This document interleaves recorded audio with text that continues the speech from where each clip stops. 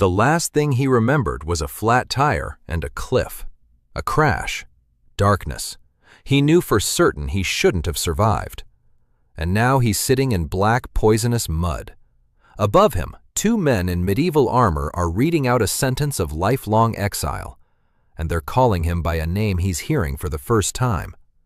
Lord Daniel Ashford, convicted of insolence toward Prince Albrecht, exiled to the lands of Mornwald with no right of return. The guard rolls up the scroll. The second one tosses a sack of coarse cloth at his feet. A rusty axe follows. Then a loaf of bread. It splashes into the mud and darkens with moisture. One of them says that if he survives until winter, they'll pray for him. Both turn and walk away. They don't even look back. Daniel sits down. He wipes his face with a stranger's sleeve. The shirt is coarse, linen, not his. The pants are someone else's. The boots are 2 sizes too big. He looks at his hands. And here's the first oddity. The calluses on his palms are his own, the very same ones, from pruning shears and a shovel. 30 years of work have etched themselves into his skin. But the body is young, younger than he remembers. He clenches his fist and unclenches it. Everything works. He's alive. Even though the car definitely plunged off the cliff. He clearly remembers the impact and the smell of earth from the overturned pots of seedlings. And now he's sitting in a dead forest, and 2 people in armor have just read him someone else's fate. He looks around. The trees are gray, twisted. Not a leaf, not a trace of bark. The trunks are covered with dry bark. And silence. Thick. It presses on his ears. Not a bird, not a beetle, not a rustle. He scoops up a handful of dirt, rubs it between his fingers, brings it to his nose, and the smell hits him right away. Metallic, sour, with a hint of sulfur. He knows that smell. Heavy metals, lead, maybe arsenic. The earth is dead. Dead for a long time. For 30 years, he'd learned to tell the difference between living soil and dead soil in a split second. This soil has been dead for a very long time. He opens the bag. A rope, a flint, a tin mug, a palm-sized piece of dried meat, twine, a small knife.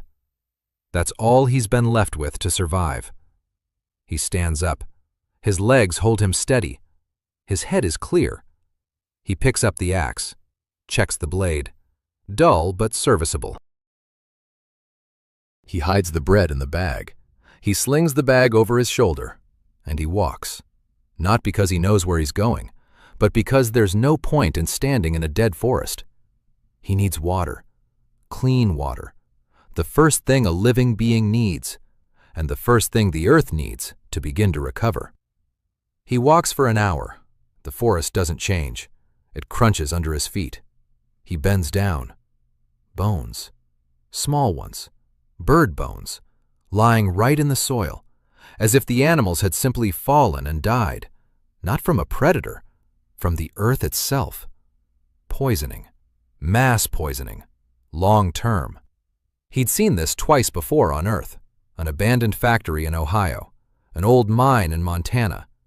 There he spent 3 years bringing 1.5 hectares back to life. Here, the entire forest is dead as far as the eye can see. But the principle is the same. Always the same. Find the source of the poison. Stop it. Let the earth breathe. Let the water flow. Nature will take care of the rest. 2 hours later, he hears water. He follows the sound. He finds a stream. The water is dark with an oily sheen. He crouches down. There's a reddish coating on the rocks, iron oxide, and something else. Under the water, the rocks are covered in black slime. Not algae, a bacterial film, the kind that grows in high concentrations of metals. It's undrinkable. He walks upstream. Half a kilometer further on, he finds it. A thick black sludge oozing from beneath the roots of a huge dead tree. a pungent smell. The tree has been lying there for 30 years. The roots stick out like twisted fingers. Most of the mud is coming from beneath them. He digs with his knife. At the depth of a palm, the soil changes color. It turns gray with green veins. And here's the most interesting part: the green veins. He's never seen anything like this before. Not mold, not a mineral. Something alien. Something that belongs to this world. He straightens up. He looks at the dead forest, at the poisoned stream, at his hands. The hands of a gardener. The hands of a man who spent 30 years learning to heal the earth. He was cast out here to die. That much is obvious. No normal person would last even a week here. But he isn't a normal person. He's a soil scientist. And right now, he's standing before the most difficult patient of his life. He takes off the sack, picks up an axe, chops dead branches for a fire. 3 hours until dark. He needs a fire. He needs shelter. And in the morning, the real work will begin. He finds a niche in the trunk of a giant dead oak. He gathers branches. A spark flies on the third strike. The dry branches flare up quickly. He sits down by the fire. He breaks off a quarter of a loaf of bread. Stale, sour, but it's food. He chews and thinks. First, water. Clear at least one section of the stream downstream from the spring. Sand, charcoal, moss, reeds. He saw living reeds along the road. So not everything here is dead. That means there are pockets of life. That's very good. Second, food. Enough bread for 2 days, enough meat for 1 day. After that, he'll have to find more on his own. Third, shelter. Fourth, figure out what those green streaks are. That might be the key to everything. He finishes his bread. He lies down by the fire. The forest is silent, a deathly stillness. But Daniel Ashford isn't afraid. He's seen dead places before, and he knows that none of them stays dead forever, if there's someone to work at it. He falls asleep, and from a high branch 100 meters behind him, 2 eyes are watching him, unblinking. Inhuman. Their owner has been sitting motionless for 4 hours now. She saw him come, how he sniffed the ground, how he touched the water, how he dug. People have been brought here for a long time. Usually they do one of 2 things. They run back south, or they lie down and die. This one did neither. He started digging. A scout from the Silvara clan named Siren Tiel squints. She's been watching people in this forest for 130 years, and none of them had ever sniffed the ground before. The morning began with a chill. The fire had burned out by dawn, and Daniel woke up to the sound of his teeth chattering. He sat up. He stretched his neck. He looked around. The forest looked even worse in the daylight. Gray tree trunks stretched out in all directions like gravestones. The ground beneath his feet was damp and cold. He stood up, stretched, ate a piece of jerky the size of 2 fingers, put the rest away. He had 2 tasks today. First, find live reeds by the swamp and gather the rhizomes. Second, start building a filter by the stream. He returned to the stream in 20 minutes. In daylight, the water looked even worse. An oily film shimmered on the surface with a dull rainbow. The reddish film on the rocks was thick and porous. Daniel retraced his steps back to the spot where he'd spotted the reeds yesterday. He walked for about 40 minutes. He found it. A small marsh in a low-lying area, about 30 meters across. The water here was different. Not clear, but alive. Something was moving in it. Small, like larvae. Reeds grew along the edges, short, thin, but alive, with green stems. It was the first truly living plant he'd seen in this forest. He crouched down. He examined the roots. The reed's root system was dense and branched, just what he needed. Reed is a natural filter. Its roots absorb heavy metals from the water. They concentrate them in their tissues. They purify the stream. On Earth, this is called phytoremediation. Here, it would be called a miracle. He began to dig, with his knife and his hands, carefully, trying not to damage the root system. He dug up 6 clumps of reeds with clods of earth attached. He placed them on a piece of fabric from the sack. He dragged them back to the stream. The journey took over an hour. The bushes were heavy with wet soil. By noon, he was at the stream. He chose a spot, about 20 meters downstream from the point of contamination. Here, the bank was gentle and the soil was relatively soft. He could dig. He began digging a bypass channel. The idea was simple. Don't touch the main channel. Divert some of the water to the side through a channel filled with layers of filtering material. Sand at the bottom, then charcoal, then moss, then reeds on top. The water passes through all the layers and comes out on the other side much cleaner. On Earth, structures like this can be built in a day. Here, he had no shovel, just a rusty hatchet, a small knife, and his hands. He dug until dark. He dug a channel 5 meters long, knee-deep.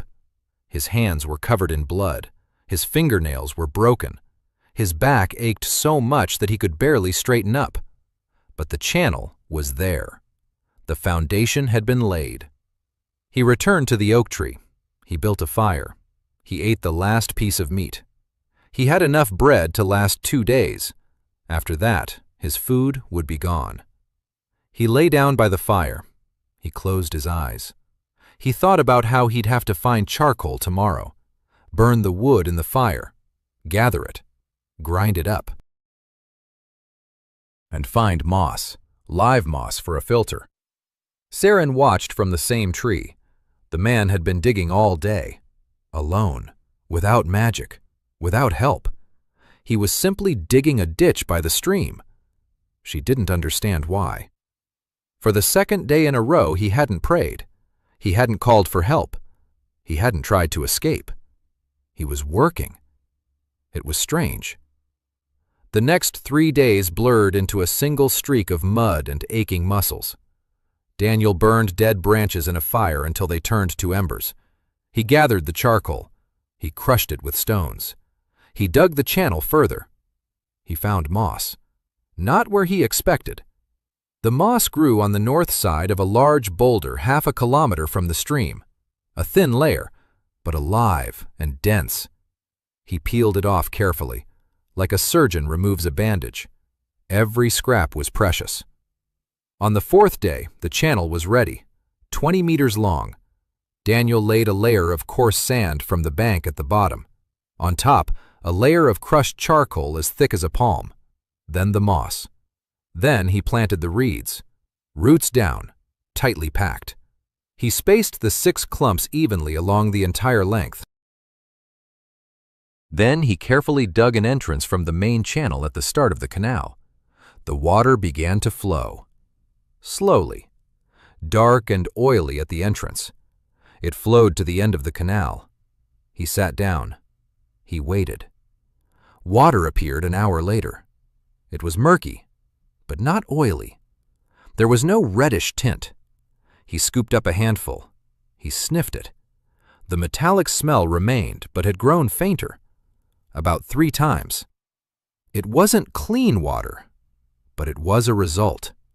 The first result in 4 days. Daniel sat down on the bank and stared for a long time at the water flowing from his filter. Then he laughed, quietly, to himself. Alone in the dead forest. He knew this was only the beginning. The filter would take weeks to reach full capacity. The reeds needed to take root and build up their root mass.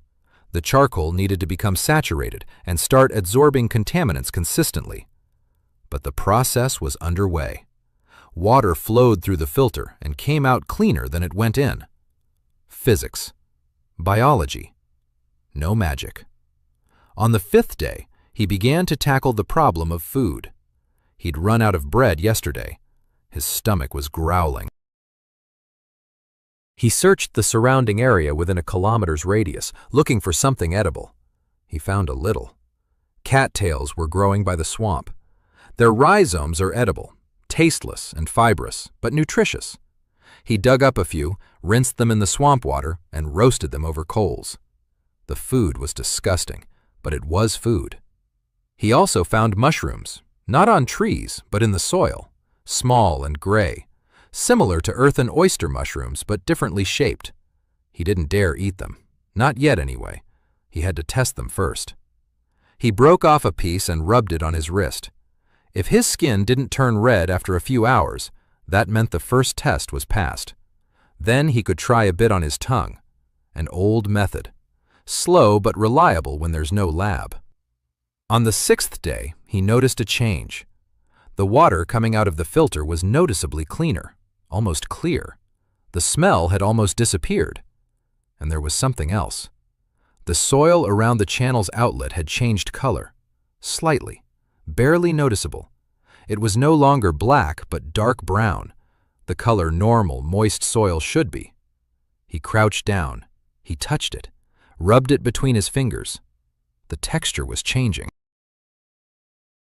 Slowly, but it was changing.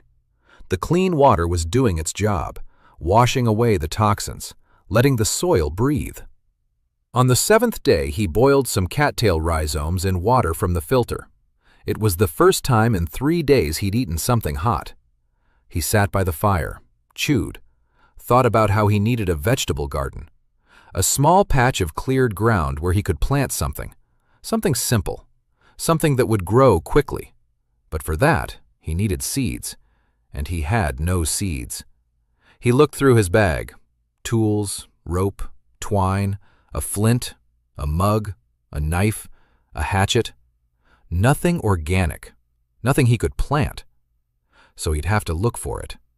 Somewhere in this dead forest, there had to be pockets of life. The swamp was one of them. The reeds had survived, the moss had survived, the cattails had survived. So there must be others. On the morning of the 8th day, he set out to scout. He headed north, away from the stream, deep into the forest. He walked for 2 hours. The forest changed slowly. The trees grew sparser. The soil was drier. The smell was fainter. And then he saw something he hadn't expected. A clearing. A small one, about 40 meters across. And grass was growing there. Real grass. Short, stiff, gray-green, but alive. He got down on his knees. He touched it, ran his hand over it. The grass was real. He dug into it with his knife. The soil beneath the grass was different. Not black, dark brown, with tiny roots, with a scent. The scent of earth, not metal, not rot. Earth. He sat there in that clearing and couldn't get up. For several minutes he just sat there, sniffing a handful of normal soil. Then he began to examine the grass more closely. He found 3 kinds. One looked like couch grass, the second like clover. He didn't recognize the third. All 3 were wild and tough, but they were alive and they produced seeds. Small, dry, autumn seeds. He gathered everything he found, a handful of seeds in a rag, like gold. On the 9th day he returned to the stream. The water from the filter was already almost clear. He filled a mug to the brim. He held it up to the light. A slight cloudiness, but no oily film, no reddish tint. He sniffed. The smell of water. Ordinary water. He took a sip. Waited. Took a second. The water was cool and clear, slightly sweet, like water from a forest spring. He drank the whole mug. And filled it up again. On the 10th day, he woke up to a sound, a quiet one, almost inaudible. He opened his eyes. He listened. The sound was coming from the stream. He got up. He walked toward the water. He sat down by the filter's outlet. and he saw it. A dragonfly, a small one, with transparent wings. It was perched on a reed stalk above the clear water, basking in a faint ray of sunlight that had broken through the clouds. It was the first flying insect he'd seen in this forest. It had flown down to the clear water. Daniel watched it, motionless. The dragonfly spread its wings, folded them back, took flight, circled over the water, and landed again. 100 meters away, on a high branch of a dead elm, Siren Teal stopped breathing. She watched the dragonfly. She hadn't seen dragonflies in Mornwald for 30 years, not since the day the spring died and all living things had either left or perished. And now she sat alone on a reed by the stream that had been poisoned 10 days ago, and she sat above the water that a human had purified, without magic, without a blessing, without a priest or a ritual, just with her hands, with charcoal and reeds. Siren squeezed the branch so hard that the bark cracked beneath her fingers.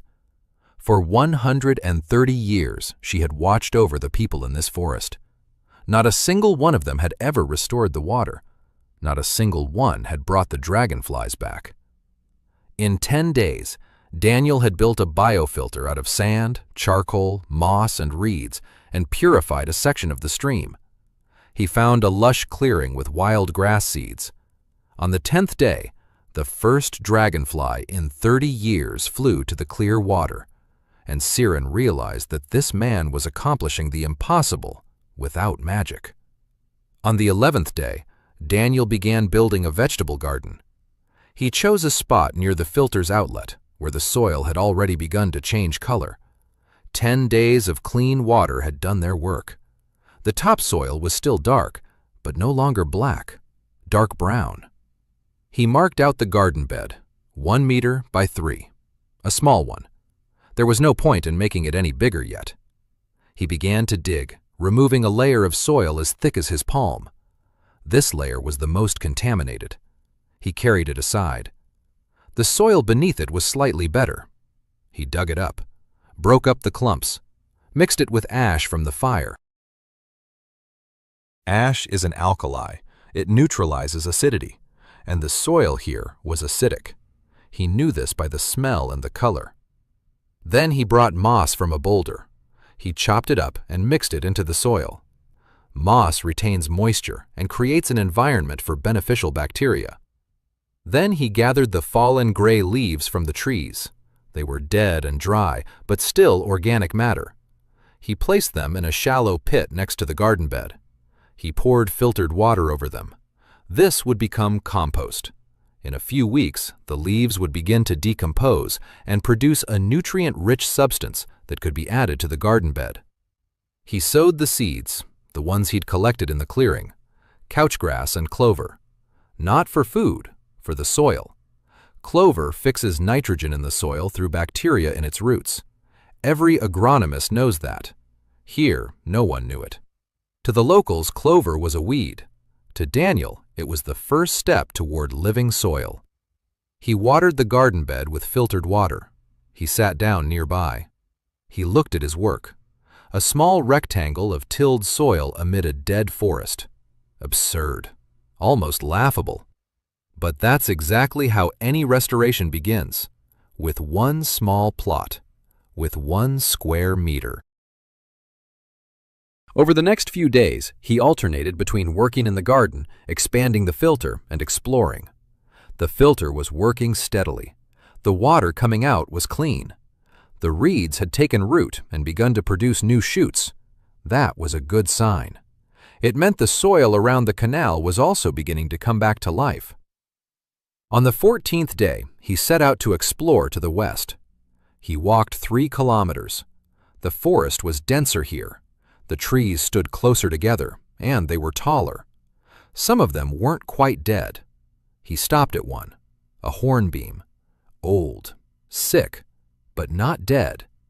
Leaves still clung to the lower branches, curled, yellow, but leaves nonetheless. Daniel walked around the tree. He examined the trunk. The bark was cracking and peeling away. The root collar was wet, dark. He dug around the base. The roots were soft, rotten. Root rot, a classic case. Too much moisture and no drainage. Water pools around the roots and they suffocate. They rot. The tree is slowly dying. He could fix it.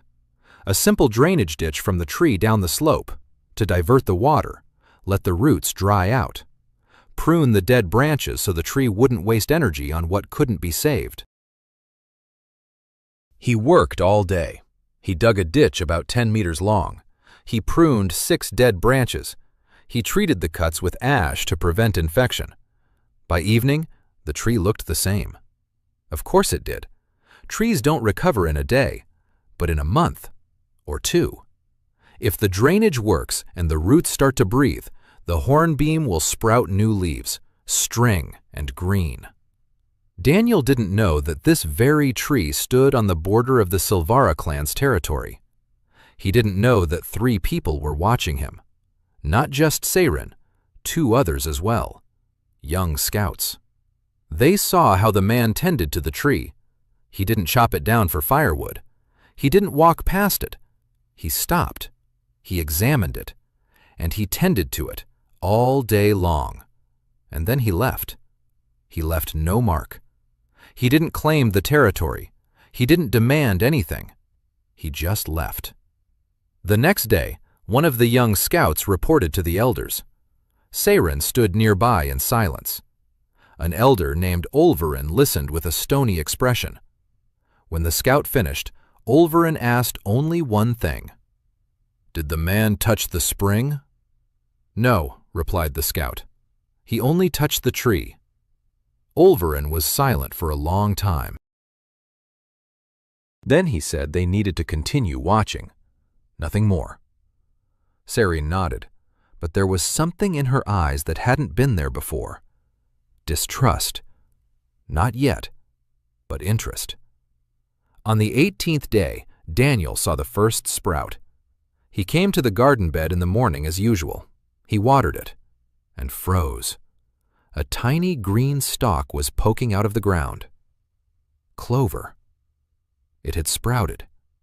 In soil that had been dead just a month ago.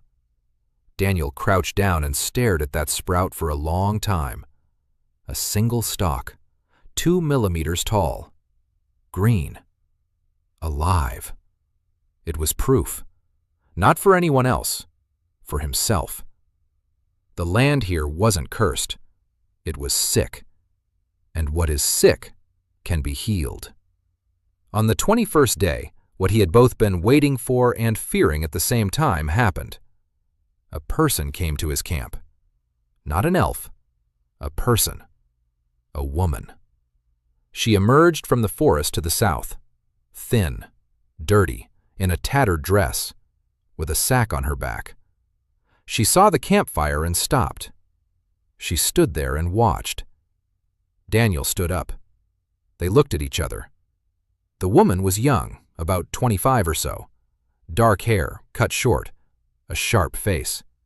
Eyes on the alert, like those of a beast ready to flee. Daniel raised his hand, palm forward, slowly. He told her that had water, clean water, and food. Not much, but there was some. The woman didn't move. She looked at him, at his garden, at the stream with the filter, at the campfire, at the dead oak tree. Then she asked who he was. Her voice was hoarse, like that of someone who hadn't spoken to anyone in a long time. He replied that his name was Daniel, that he'd been exiled here, that he'd been living here for 3 weeks already. She asked what he was doing. He said he was healing the land. She looked at him as if he were crazy. Then she looked at the clover sprout, at the clear water flowing from the filter, and she sat down by the fire, not right next to it, 3 meters away, but she sat down. Her name was Elsa Kane. She didn't tell her story all at once, in bits and pieces, over the course of several days. She was an herbalist, from a village on the southern border of the kingdom. Her mother was also an herbalist, too good at it. The Church of the Green Light accused her of heresy. The village was burned to the ground. Her mother died. Elsa fled. Her younger sister was with her, 12 years old. A week later, her sister fell ill. A fever, an ordinary fever that could be cured with 3 herbs. But Elsa had no herbs. The church had confiscated all her books, all her supplies, everything. Her sister died in her arms on the side of the road. Elsa walked north for 2 months, not because she knew where she was going, because everything was burning in the south. She crossed the border into Mornevald because no one went there, because there she could die in peace. She hadn't planned to survive, but she did, on cattail roots and rainwater, 2 weeks, and then she saw the smoke from his campfire. Daniel listened. He didn't interrupt. When she finished, he nodded. He stood up. He walked over to his garden plot. He returned 10 minutes later. He crouched down next to her, no closer than she would allow. He showed her 3 plants. "This," he said, "this is wild mint. It grows by the swamp. This is willow bark. The willow survived on the shore. This is cattail root, dried and ground. 3 ingredients. A decoction made from them reduces fever. It fights inflammation. It helps with fever, ordinary fever, the kind that kills you only when there's no medicine." He spoke calmly. Without pressure, he simply showed her the plants and explained what to do. Elsa looked at the 3 stems in his hands. Then she stood up, turned around, and walked into the forest, without saying a word. Daniel didn't follow her. He set the plants down by the fire and went back to work. She returned at dawn. Her eyes were red. Her face was wet, from dew or from tears. He didn't ask. She sat down by the fire. She picked up the 3 plants. She examined each one. She sniffed them. She rubbed them between her fingers. Then she looked at him and asked what else he knew. He replied that he knew enough and that he needed help, because one person can't heal an entire forest. Elsa Kane didn't smile. She didn't shake his hand. She didn't swear allegiance. She said she would stay as long as there was something left for her to learn. No longer. Daniel nodded. That was enough. Daniel laid out the first vegetable garden and dug a compost pit. He healed a sick hornbeam on the border of the elves' territory, which caught their attention. On the 18th day, the first clover sprouted. On the 21st day, Elsa Kane, a fugitive herbalist, came to him. He showed her the recipe for a decoction to treat the fever that had killed her sister. She stayed. With Elsa's arrival, the work went twice as fast. She knew the forest, not this particular forest, but forests in general. She knew which plants were edible and which were poisonous. She knew how to set snares for small game and how to find water. Daniel knew the soil. He knew how to heal the earth and the trees. Together, they complemented each other. The first week together, they expanded the vegetable garden. They doubled the size of the garden beds. Daniel showed Elsa the principle of composting. She looked at the pile of rotting leaves with the expression of someone being told that trash is gold. He said that in a month, this pile would turn into the best fertilizer she'd ever seen. She replied that she'd never in her life used fertilizer. In her village, they simply plowed the land while it was still fertile, and when it stopped yielding, they burned the grass and plowed it again. Daniel explained that this was exactly why the land in the kingdom was dying. The fields were being depleted within a single generation. Then they were abandoned, and people moved on, or went to war over others' lands. She was silent. She was thinking. Then she said that this explained a lot. Elsa turned out to be a quick learner, eager for knowledge. She remembered everything the first time. The names of herbs, the proportions of decoctions, the principles of filtration. She asked questions constantly. Why does ash reduce acidity? Why does reed purify water? Why does clover enrich the soil? Daniel explained, patiently, without condescension, just as he would explain to a colleague, and Elsa could sense it. To him, she wasn't a student. She was a partner. On the 28th day after they started, they caught their first rabbit. Or rather, Elsa caught it. She set the snares masterfully, small, skinny, but it was meat, their first meat in 2 weeks. They roasted it over a campfire and split it evenly. Daniel ate and thought about how they needed shelter, a real one. The hollow in the oak tree protected them from the wind, but it wouldn't protect them from the rain, let alone the winter. They began building a hut. Daniel chose a spot between the oak tree and the stream, a frame of poles, walls of interwoven branches smeared with clay. Elsa found the clay by the swamp. They covered the roof with layers of moss and bark. The work took 5 days. The hut was small, 3 by 4 meters, 1 room, a stone hearth in the center, a smoke hole in the roof. The floor was dirt, but it was a shelter. Walls, a roof, a home. The first home in the dead forest. Elsa said it was the worst house she'd ever seen. Then she added that it was the first house where she felt safe. She said it quietly, almost under her breath. Daniel pretended not to hear. On the 35th day, he went to check on the hornbeam, that very one, on the border of elven territory, and he saw it. 3 new leaves, small, pale, but green. The drainage was working. The roots had begun to breathe. The tree was recovering. He stood there and looked at those 3 leaves as if they were a miracle. Though there was no miracle. There was a drainage ditch, pruning of dead branches, ash on the cut surfaces, agronomy, science, common sense. But 3 green leaves on a tree that had been dying for 30 years looked like a miracle. And that's how those who witnessed it perceived them. Seirin reported to Olvarin that very evening. The hornbeam had sprouted leaves. That very hornbeam they'd given up on 15 years ago. That very hornbeam where a man had dug all day long. Olvarin said nothing, but Seirin noticed his fingers twitch. On the 40th day, Daniel discovered that someone had been near his snares. Not a beast, a human. Or perhaps not a human.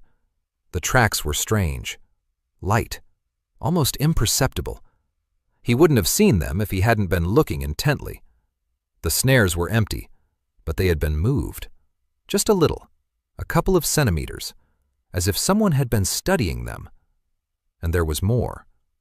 Next to one of the snares lay a bundle of dried mushrooms. It was just lying there on a rock, as if someone had accidentally left it behind. He picked up the bundle. He sniffed it. The mushrooms smelled of earth and something nutty. He brought them to Elsa. She turned pale. She said they were forest mushrooms, the kind gathered by the forest folk. That's what the peasants called the elves. She had never seen them in person, but had heard stories. Daniel asked if they were poisonous. Elsa said that the stories claimed the opposite, that elven mushrooms were the purest food in the world. They ate the mushrooms. The mushrooms were incredible, meaty, with a rich, nutty flavor, filling. 1 bunch was enough to feed them both. Daniel sat by the fire and thought. The elves had slipped them some food. They'd made it look like a coincidence. So they were watching. That meant they'd seen the filter, seen the vegetable garden, seen the hornbeam with its new leaves, and decided that this man deserved at least a bundle of mushrooms. It wasn't a gift. It was a test. He understood that. The question was what to do next. He could try to make contact, leave something in response, or he could keep working and wait. He chose the latter. Because trust cannot be begged for. It can only be earned through time and deeds. On the 45th day, Elsa made a discovery. She found wild mint in such abundance that it would be enough for 100 decoctions. A whole strip of mint along the northern edge of the marsh, hidden behind the rocks. She brought back an armful. Her eyes were shining. She said that if she'd had this mint a year ago, her sister would still be alive. Then she fell silent. She stood there for a moment and began spreading out the mint to dry. Daniel silently helped her. They dried the mint all day. They hung it on ropes inside the hut. The scent filled the small space, fresh, clean, lively. The first pleasant scent in this forest. On the 50th day, Daniel decided to expand the purification zone. One filter wasn't enough.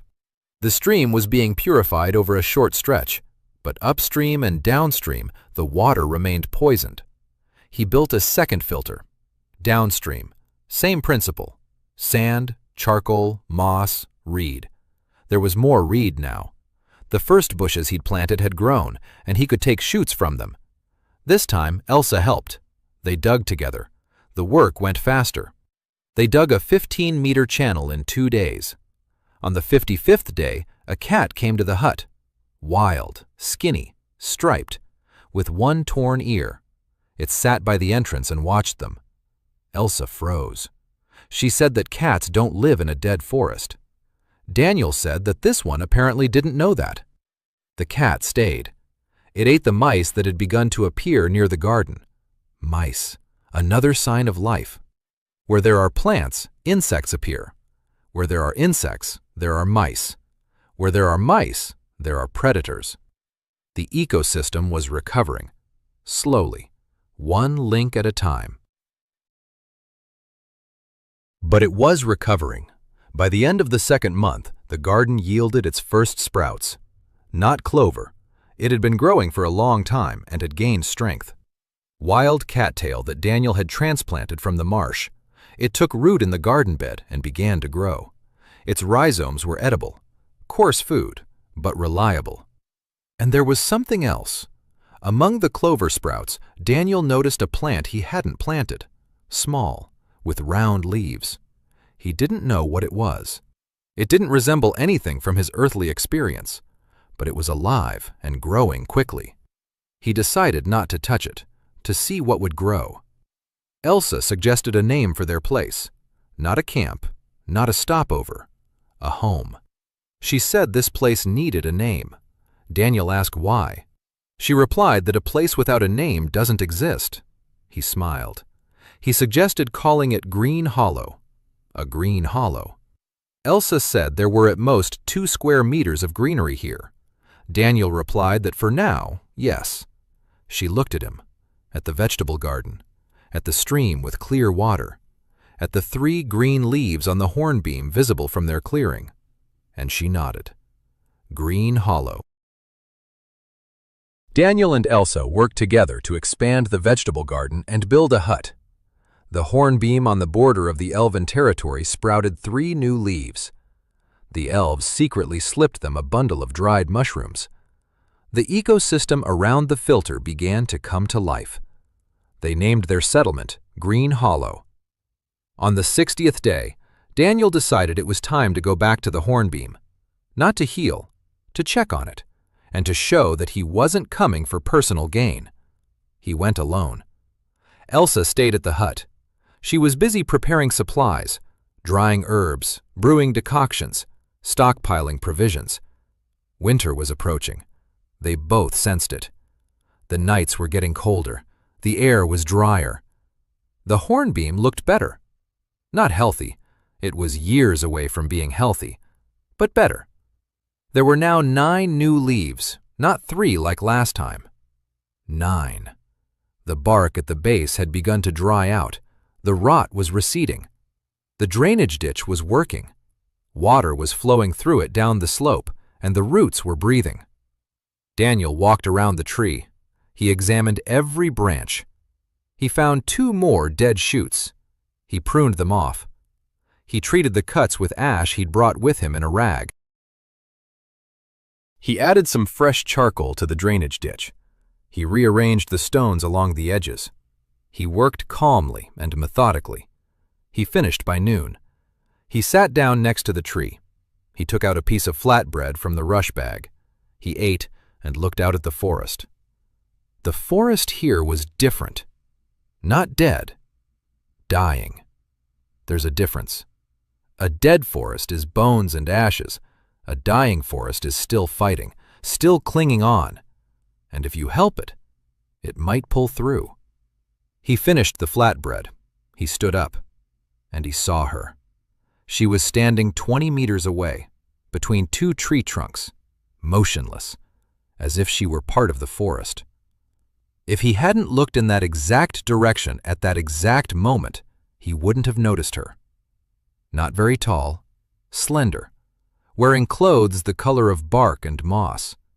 Her hair was long, dark, with a coppery sheen. Her ears. He saw her ears, elongated, pointed at the tips. She was looking at him.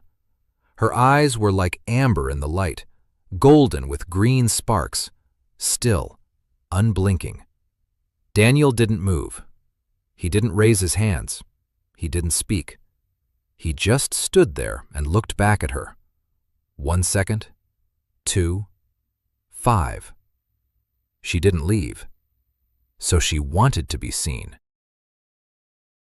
It was a decision, not a mistake. She had come out to him on purpose. Daniel nodded slowly, once, and pointed to the hornbeam, then to the new leaves, and back at her, as if he was saying, "Here's the tree. Here are the leaves. I did this for him, not for you. But you can look." She looked at the leaves for a long time. Then she shifted her gaze to the drainage ditch, to the charcoal, to the ash on the cut surfaces. She saw everything, every detail. Then she did something he didn't expect.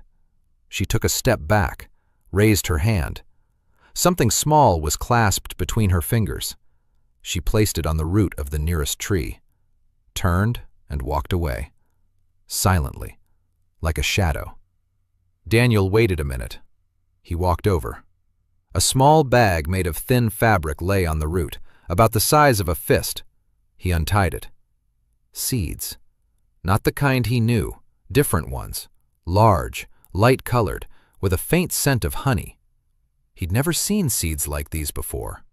But he knew they were alive, and that they'd been given as a response, not as a gift, as a response to his work. He tucked the little bag into his shirt. He walked home, without looking back, because he felt that she was still watching, and that there was no need to turn around. Serentille was watching his back from a height of 30 meters. She had given him the seeds of the silver hornbeam, the sacred tree, the one that grows only in elven groves. She had done this without permission from the Veda, without the elders' knowledge. It was a violation, a serious one. But she had seen how he healed the hornbeam, saw how he sat nearby and ate bread made from cattail, saw how he pointed at the leaves, not at her, at the leaves. He wasn't trying to impress her. He was simply working and showing results.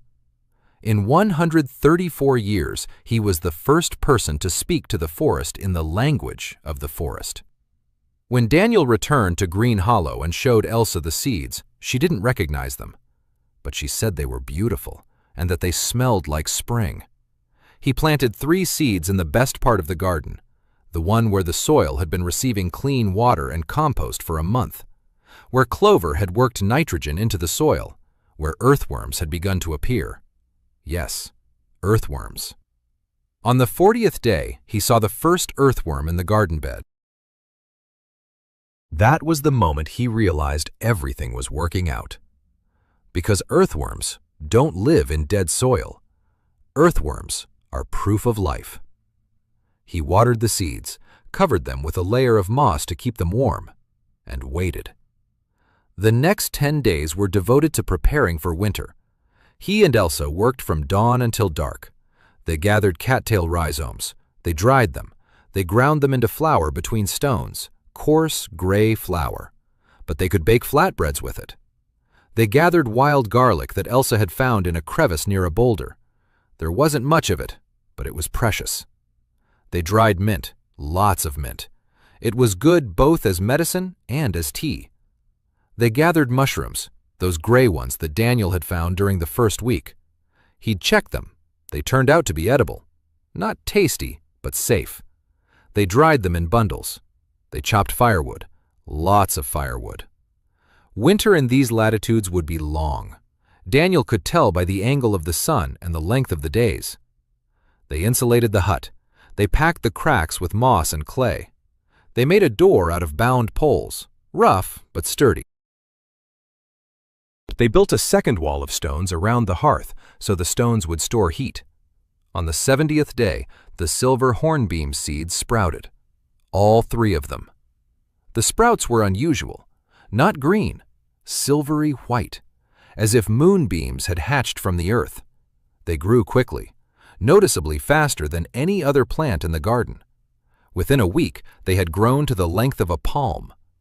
The leaves were thin and delicately veined, with a silvery sheen. Daniel touched them every morning, gently, with his fingertips. They were warm, like living skin. He didn't know what that meant, but he knew these trees were special. In his world, trees weren't warm. These were. And there was more. The ground around them was changing faster than anywhere else. Within a week of sprouting, the soil within a half-meter radius of each sprout had grown darker, softer, more alive, as if the trees were infusing something into it, not taking, but giving. He didn't understand the mechanism, but he saw the result. On the 75th day, the first snow fell, wet, heavy. It settled on the dead branches and the gray earth and turned the forest into a black and white photograph. Daniel stood by the cabin and watched the snow. 3 months.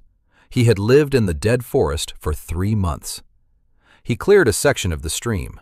He grew a vegetable garden. He built a house. He found an ally. He received seeds from creatures that hate humans. And he planted 3 trees that glow silver. Not bad for a man who was sent here to die. Elsa came out of the cabin. She looked at the snow. She said winter would be harsh. Daniel agreed. He said their supplies would last 2 months if they were careful, but winter here lasts 4 months. Elsa looked at him. She asked what they were going to do. He said they'd figure something out, because there was no other choice. She snorted. She said it was the worst plan she'd ever heard. Then she went inside to put water on for some mint tea. Daniel stayed standing there. He looked at the snow, at the 3 silvery sprouts in the garden, already dusted with white, at the smoke rising from the hut, at the cat's tracks in the first snow. Somewhere far to the west, toward the elven lands, a shadow flitted among the tree trunks. He wasn't sure he'd seen it, but it seemed to him that the shadow had nodded. For the first time, Siren had appeared openly to Daniel and given him the seeds of the silver hornbeam without the council's approval. The seeds sprouted into unusual silvery shoots that accelerated the regeneration of the soil around them. Daniel and Elsa were preparing for winter, but their supplies were insufficient. The first snow fell. Winter came like a blow. Not gradually, not gently. It struck with frost on the very first night after the snow and never let up. The temperature dropped every day. The stream was covered with a crust of ice along its edges. The filter was still working. Water flowed through the channel beneath a thin layer of ice, but more slowly, much more slowly. Every morning, Daniel broke the ice at the filter's inlet. His hands went numb within a minute.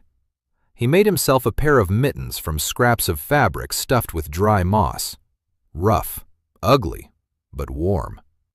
Elsa sewed something resembling a vest out of rabbit skins. There were 4 skins. Not enough, but at least it was between their bodies and the wind. The first week of winter they ate well. Flatbreads made from cattail flour, dried mushrooms, mint tea, wild garlic. There was enough. By the second week, the portions grew smaller. By the third, they ate twice a day, morning and evening. During the day, only tea. Daniel was losing weight. He could feel it. He had to tighten his belt tighter and tighter. His ribs were starting to show. Elsa's cheekbones had become sharper. Her eyes looked bigger. She didn't complain, not once. She just silently sliced the portions thinner and silently brewed the tea weaker. The cat caught mice and brought them to the doorstep. Sometimes they took his catch. The mice were tiny. There was just enough meat in them for a single sip of broth. But broth means calories, and calories are life. On the 30th day of winter, Daniel woke up to a sound he hadn't heard in 3 months. A knock. Someone was tapping on the wall of the hut. He went outside. A sack was standing by the entrance, a large one, made of gray cloth and tied with a thin cord. No one was there, only footprints in the snow, light ones, almost invisible, leading westward. He untied the sack. Inside were mushrooms, dried ones, lots of them, several handfuls. Also a bundle of dried meat, dark, tough. He couldn't tell what kind of animal it was. And at the very bottom, a small bundle wrapped in leaves. He unwrapped it. Inside lay a handful of berries. Red, small, unfamiliar. They smelled sweet and sour. Elsa recognized the meat. She said it was venison, prepared the way the forest people do it, smoked and rubbed with some kind of herbs. She said that a single strip of this meat could feed an adult for a whole day. Daniel did the math. Meat, mushrooms, berries. Enough for 3 weeks if they rationed it. Together with their own supplies, this gave them a chance to make it through the rest of the winter. He stood in the doorway of the hut with a sack in his hands and thought. The elves were feeding them. Not openly, not as allies, like someone who tosses food to a stray dog, but they were feeding them, which meant he wasn't their enemy. Not yet, anyway. He carried the bag inside. He and Elsa laid everything out. They counted it. They divided it into daily portions. Elsa asked why they were doing this, why they were feeding him. He replied that he didn't know. Maybe because he was healing their tree. Maybe because the dragonfly had returned to the clear water. Maybe because he hadn't cut down the forest. Or maybe simply because he hadn't tried to leave. Elsa said all 3 reasons were silly. Then she added that that was probably exactly why they were true. Winter dragged on. The days were short. It got dark early. It got light late. They spent most of the day in the cabin, by the hearth. Daniel drew, with a stick on the packed earthen floor. He drew plans, diagrams, maps of the future vegetable garden, future filters, the future garden. Elsa watched. Sometimes she asked questions. Sometimes she nodded silently.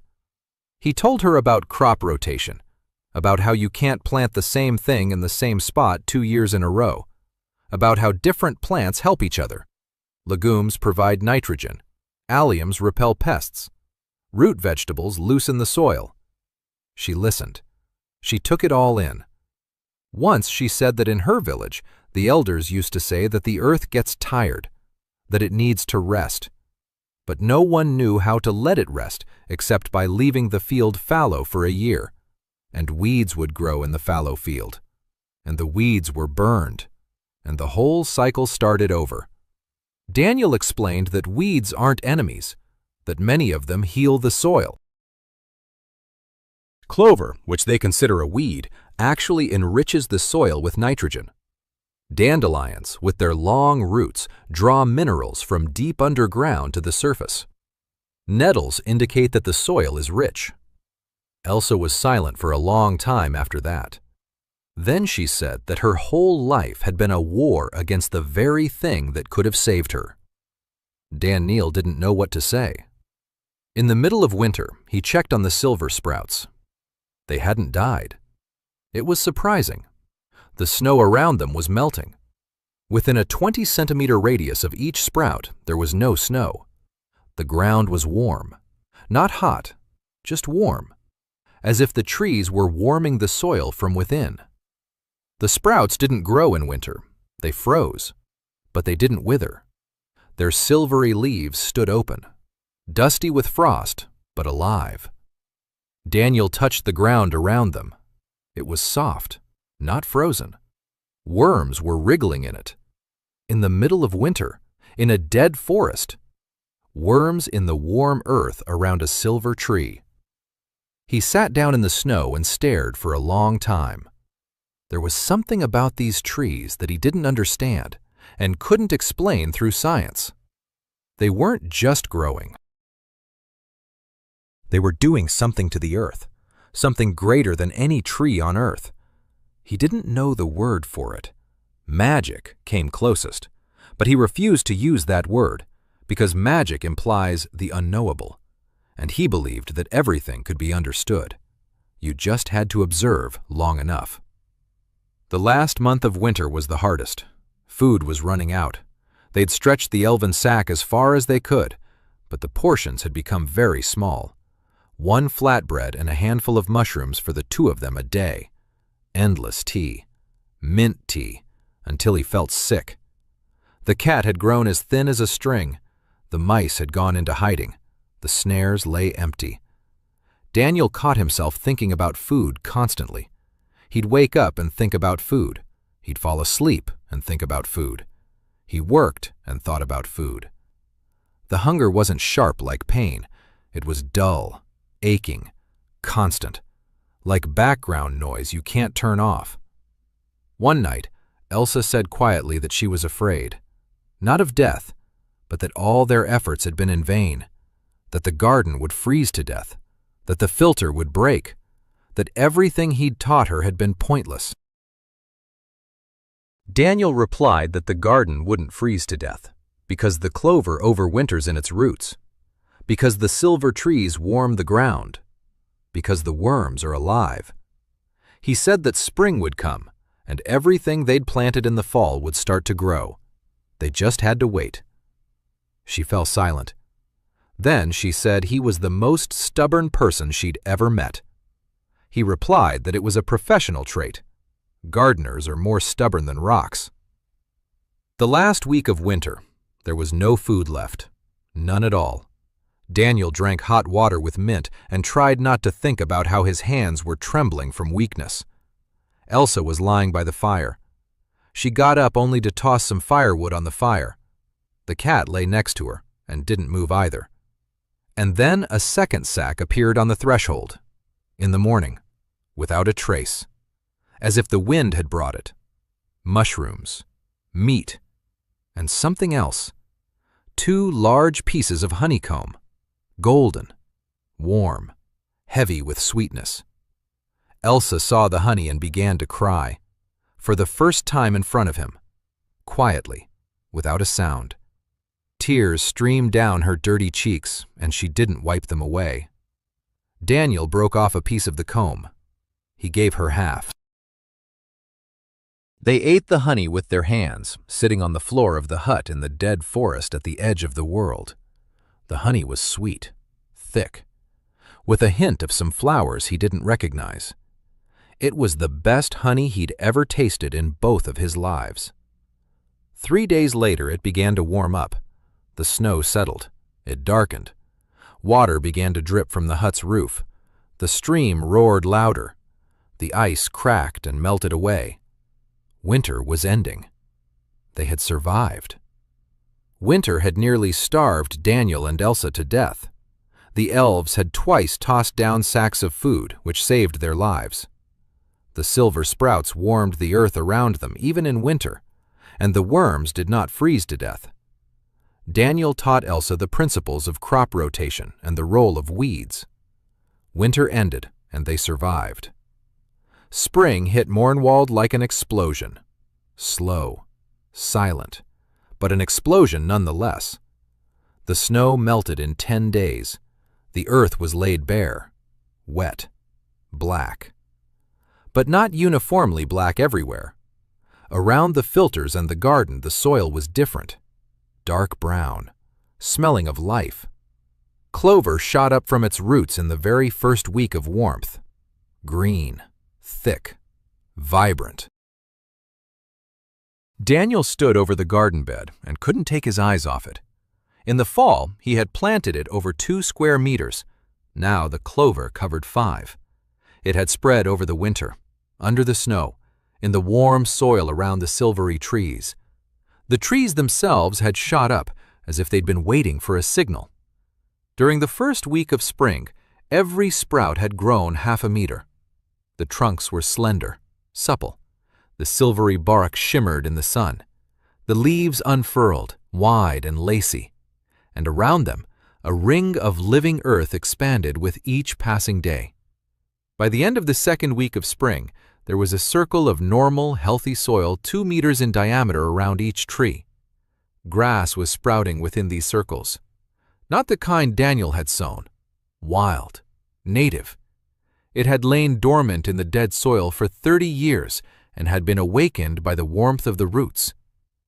Daniel knelt and examined the sprouts of wild grass. His hands were shaking, not from weakness, from the realization of the magnitude of what he was seeing. These silver trees weren't just growing.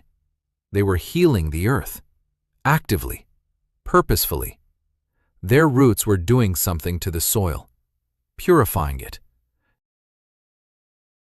warming it, awakening it. What he had been doing with filters and compost over months, the trees were doing in days. He didn't understand how, but he understood what, and for now, that was enough.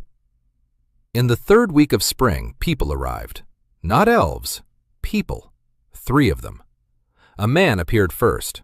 He was a big man, broad-shouldered, with blacksmith's hands and a scar across his forehead. He was coming from the south, alone, unarmed, wearing a tattered quilted jacket. He said his name was Bran, that he was a deserter. He'd fled Count von Mornau's army after their unit burned down a village on the eastern border. He said that he no longer wanted to burn villages, that he'd heard from vagabonds that a man lived in Mornwald who grew grass on dead soil. He decided to check it out. Bran turned out to be a blacksmith, a real one, with 20 years of experience. He could make anything: knives, nails, hinges, horseshoes. He needed an anvil and a bellows. Daniel showed him the stones by the stream. He said they'd have to make the anvil themselves. Bran looked at the stones, then at Daniel, then at the vegetable garden, then at the silver trees, and he sat down to build the forge. 2 days after Bran arrived, a boy came along, about 12 years old, skinny as a rake, quiet. He didn't say his name, didn't say where he was from. He just stood at the edge of the clearing and watched. Elsa brought him a flatbread. He ate it so quickly that she didn't have time to step back. She brought a second one. He ate it. A third. He ate it. Then he sat down where he was standing and fell asleep. They carried him to the hearth. They covered him up. He slept for 2 days. When he woke up, he said one word: Tom. A name. He didn't say anything else. Daniel didn't press him. He put him to work watering the garden. Tom watered silently and carefully, as if he were doing the most important thing in the world. A week later, the sisters arrived. 2 young women, about 20 and 17 years old, Rena and Maeve, from a village on the southern road. Their house had burned down when the Baron's troops passed through the village, seizing provisions. They'd been walking north for 2 months, because there was nowhere else to go. Rena was a seamstress. Maeve knew how to cook. Both were afraid of everything, every sound, every shadow. The first week, they flinched at the sound of an axe. Elsa took them under her wing, quietly, without explanation, just by being there, just showing them what to do, just not asking questions. Green Hollow became a settlement of 6 people, and a cat. Bran built a horn in a week, primitive, made of stones and clay, but it worked. The first thing he did was forge a shovel, a real one, from a piece of iron he found in the stream bed. The iron was rusty and brittle, but Bran reforged it. He annealed it. He hammered it out. He sharpened it. The shovel turned out rough but sturdy. Daniel held it in his hands and almost burst into tears. For 3 months, he'd been digging with a knife and a stick. For 3 months, he'd broken his fingernails and scraped the skin off his palms. And now he had a shovel. A real shovel. He could dig. Dig properly, like a human, not like a beast. With the shovel, the work went 10 times faster. In the first week, he tripled the size of the garden. He dug new beds. He set up a compost pile. He planted the seeds he'd been collecting all fall. Cocksfoot, clover, cattail, mint, wild garlic. And those other unfamiliar plants that had appeared on their own and that he had carefully propagated by dividing their roots.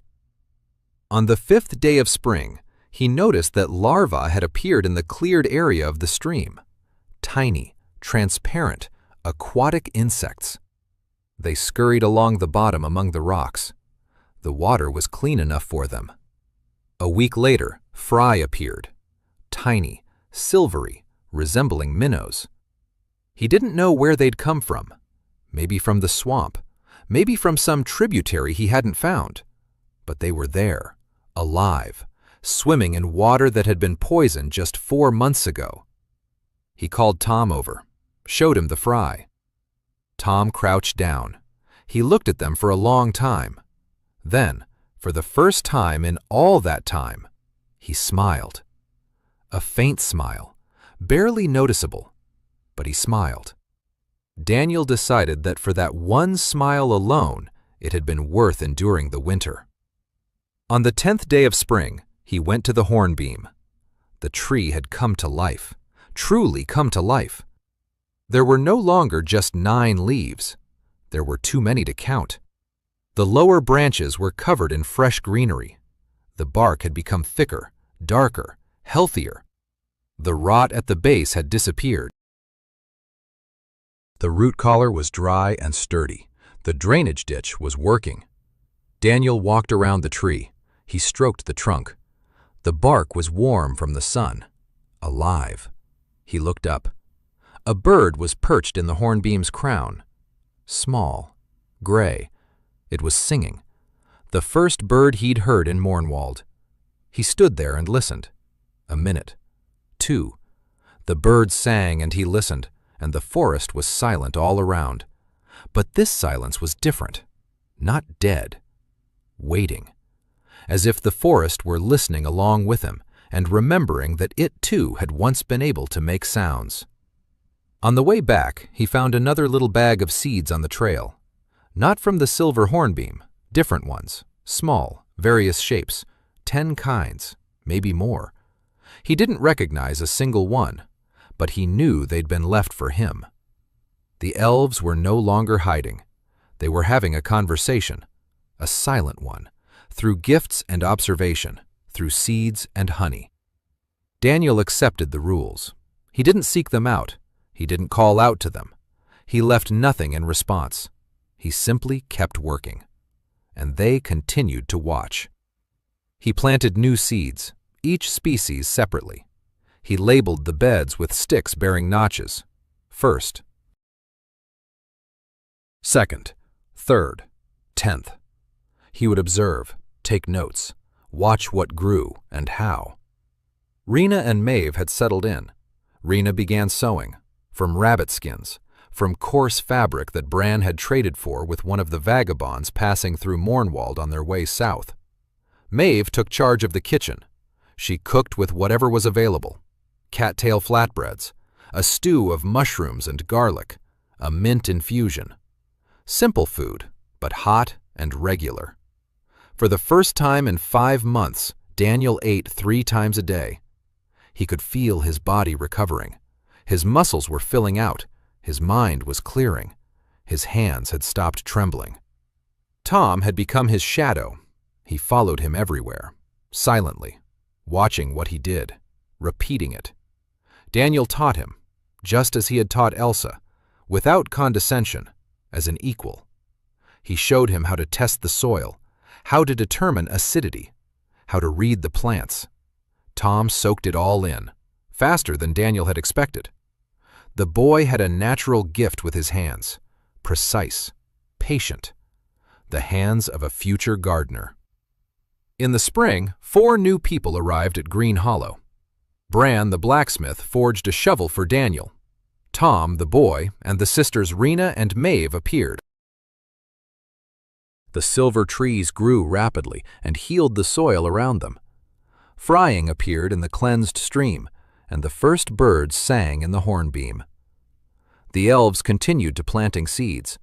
The meeting with Saren took place on the 93rd day, not by the hornbeam, by the stream. Daniel was cleaning the second filter. He was replacing the layer of charcoal that had become clogged over the winter. He was working alone. Elsa was in the hut. Bran was forging nails for the second house. Tom was watering the garden. Daniel straightened up, and there she was, standing 5 meters away. Just standing there. Not hiding, not watching from afar. Standing and looking at him. He recognized her. The same eyes, amber with green sparks. The same bark-colored clothes. The same gaze, unmoving, appraising. She was beautiful. Not the way people are beautiful. Different. The way a 200-year-old tree is beautiful. She spoke first. Her voice was low, steady. She spoke in a language that Daniel understood. Not perfectly, but he understood. The common trade language of Waldheim. With an accent. With unusual pauses between words, as if she were choosing each word separately. She said her name was Saren, that she had been watching him for 100 days, that she had seen everything. The filter, the vegetable garden, the hornbeam, the silver trees, the dragonfly, the fry, a bird. She said the council of elders wanted to know who he was. Daniel stuck his shovel into the ground, wiped his hands on his pants, said he was a gardener. Saren's expression didn't change. She asked what a gardener was. He said it was a person who heals the earth and plants. She asked what kind of magic he used.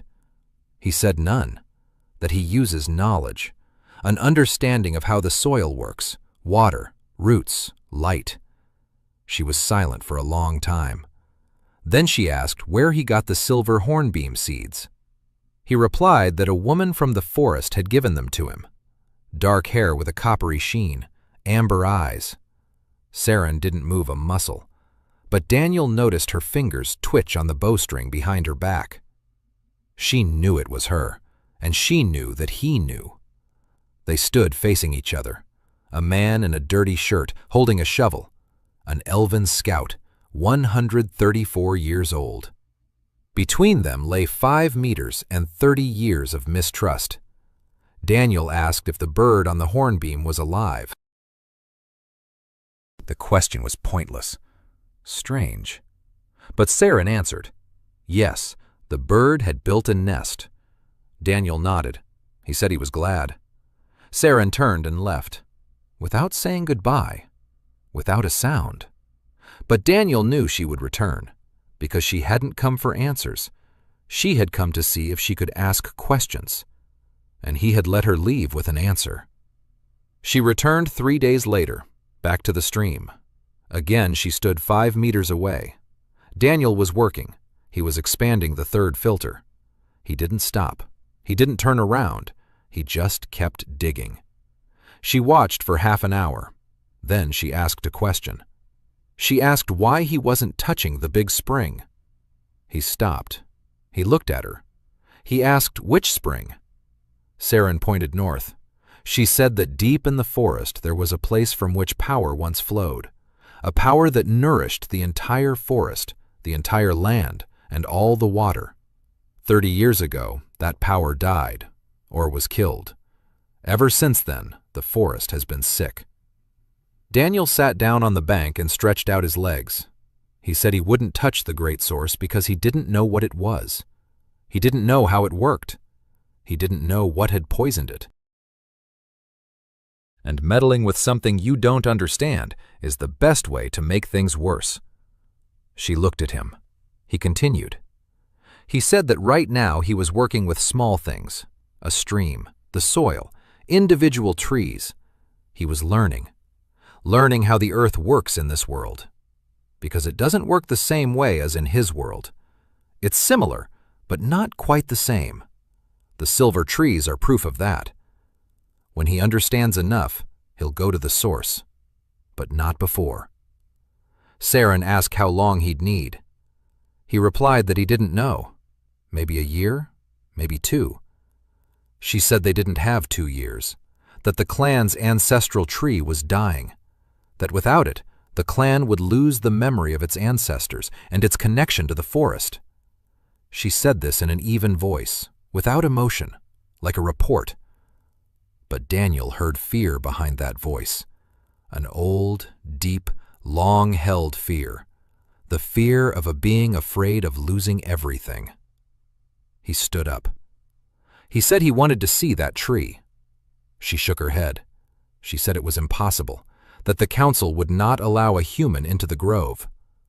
He nodded. He said he understood. But if the tree was dying, he needed to see it. Because he couldn't heal what he hadn't seen. She left, again without saying goodbye. The next 2 months were a time of work, hard work, monotonous, daily. The garden was expanding, new beds, new crops. Of the 10 types of elven seeds, 8 sprouted. 2 of them turned out to be herbs with a strong medicinal scent. Elsa identified one based on descriptions from her mother's confiscated books. Silver brass root, an herb that reduces inflammation and heals wounds twice as fast as usual. In the kingdom, it was worth its weight in gold. Here, it grew in a bed next to clover and cattail. Bran built a second house, for the sisters, then a third, for himself and Tom. Then a workshop, a small one, with a forge and an anvil and a couple of tools he'd forged himself from scrap iron he'd found. He forged a second knife, scissors, 3 hoes, 2 sickles. Each new tool changed life in the village. With the scissors, Rena began to cut fabric properly. With the sickles, they were able to harvest grass. With the hoes, the vegetable garden grew faster. Daniel watched and thought. He saw how 6 people could transform a place.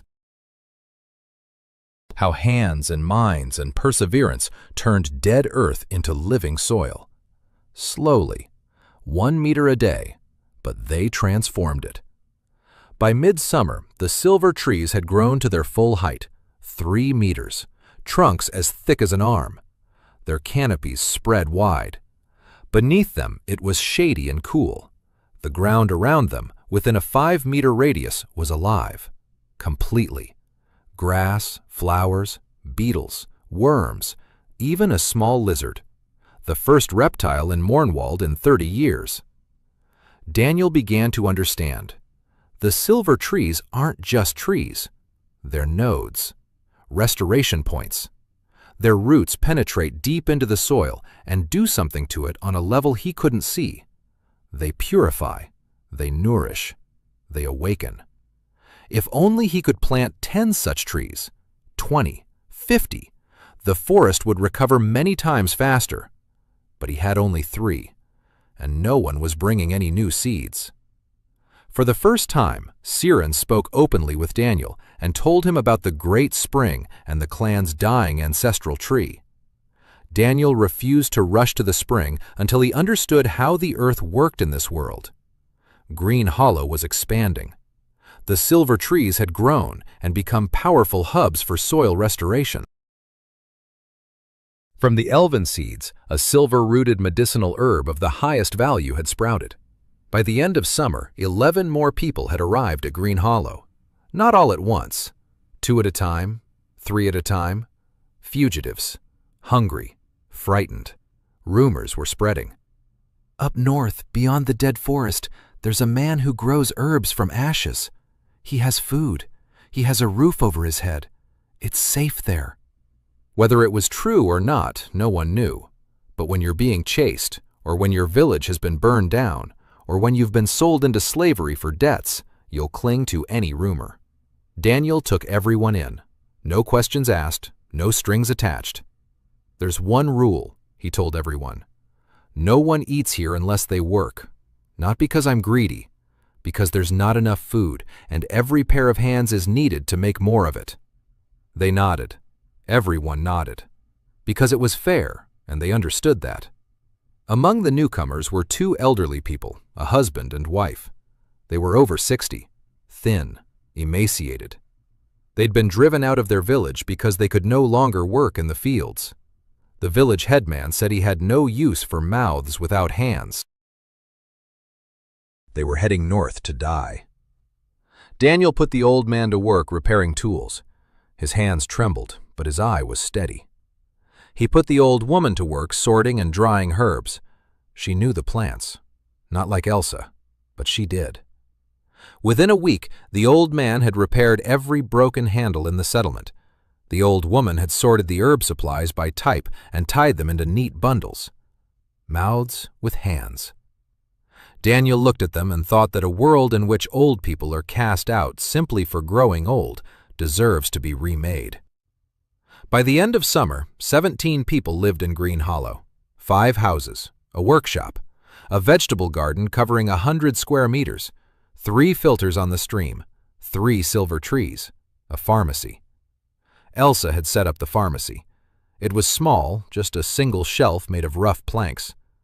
On the shelf stood clay pots filled with decoctions and ointments, silver root, mint infusion, an ointment made of resin and garlic for wounds, a decoction for fever, that very one, made from 3 herbs. The first patient arrived the day after the pharmacy opened. One of the newcomers, a man in his 40s, a former carpenter. The wound on his leg had become infected. He'd been limping for a month.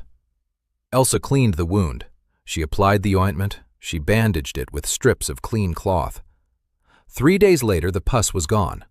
A week later, the man was walking without a limp. He looked at his leg as if it were a miracle.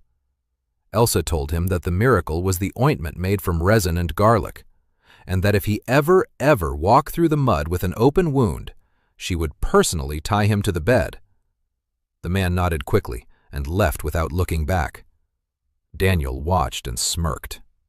Elsa had found herself. Not a herbalist, not a fugitive, a healer. A tough one, straightforward, one who wouldn't tolerate nonsense, but a healer. One who heals because she knows how, and because she can't help but heal. On the 120th day, Saren came again, not alone. With her was a young elf, tall, fair-haired, with a long bow on his back. He looked at Green Hollow with wide eyes, at the houses, at the garden, at the people, at the silver trees. Saren approached Daniel. She said the council had made a decision, that he was invited to the Elven Grove. Just him, unarmed. Daniel asked why. She replied that he knew why himself. The family tree. He nodded. He said he would go tomorrow morning. In the morning, he left with Saren. They walked west for 3 hours. The forest changed, gradually. The trees grew taller, their trunks grew thicker. Here and there leaves hung from the branches, dry, sparse, but leaves nonetheless. Then moss appeared, on the rocks, on the trunks, green, real. The air changed. It grew thicker, more humid, with the scent of pine needles and something sweet. They came upon the grove suddenly. There was no boundary, no wall. It was simply that at some point the dead forest ended and the living one began. Not healthy, sick, but alive. The trees stood enormous, ancient. Some were 1,000 years old. Daniel could tell by the trunks, by the rings on the broken branches, by the roots that plunged into the ground like walls.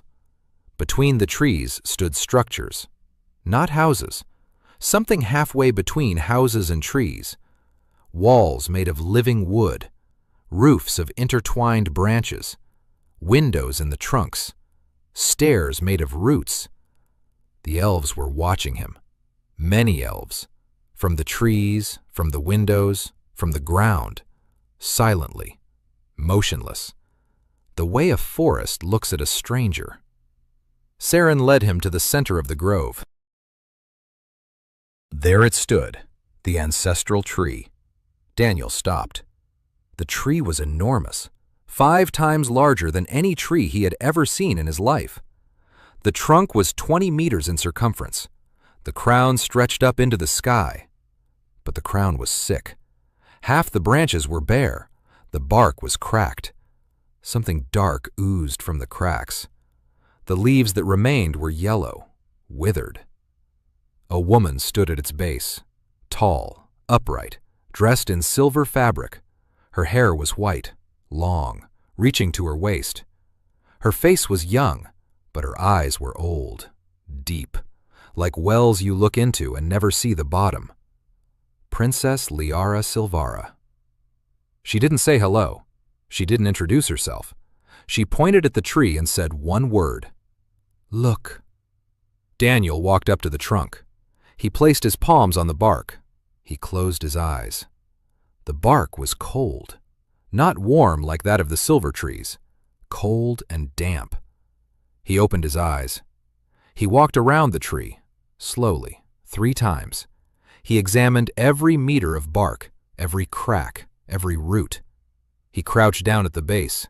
He dug into the soil with his knife. He sniffed it. He rubbed it between his fingers. He looked at it. He stood up. He looked up at the crown, at the dead branches, at the living ones, at the transition between them. He crouched down again. He checked the drainage. Water was pooling. The soil around the roots was wet, too wet, stagnant. He stood up straight. Liara was watching him.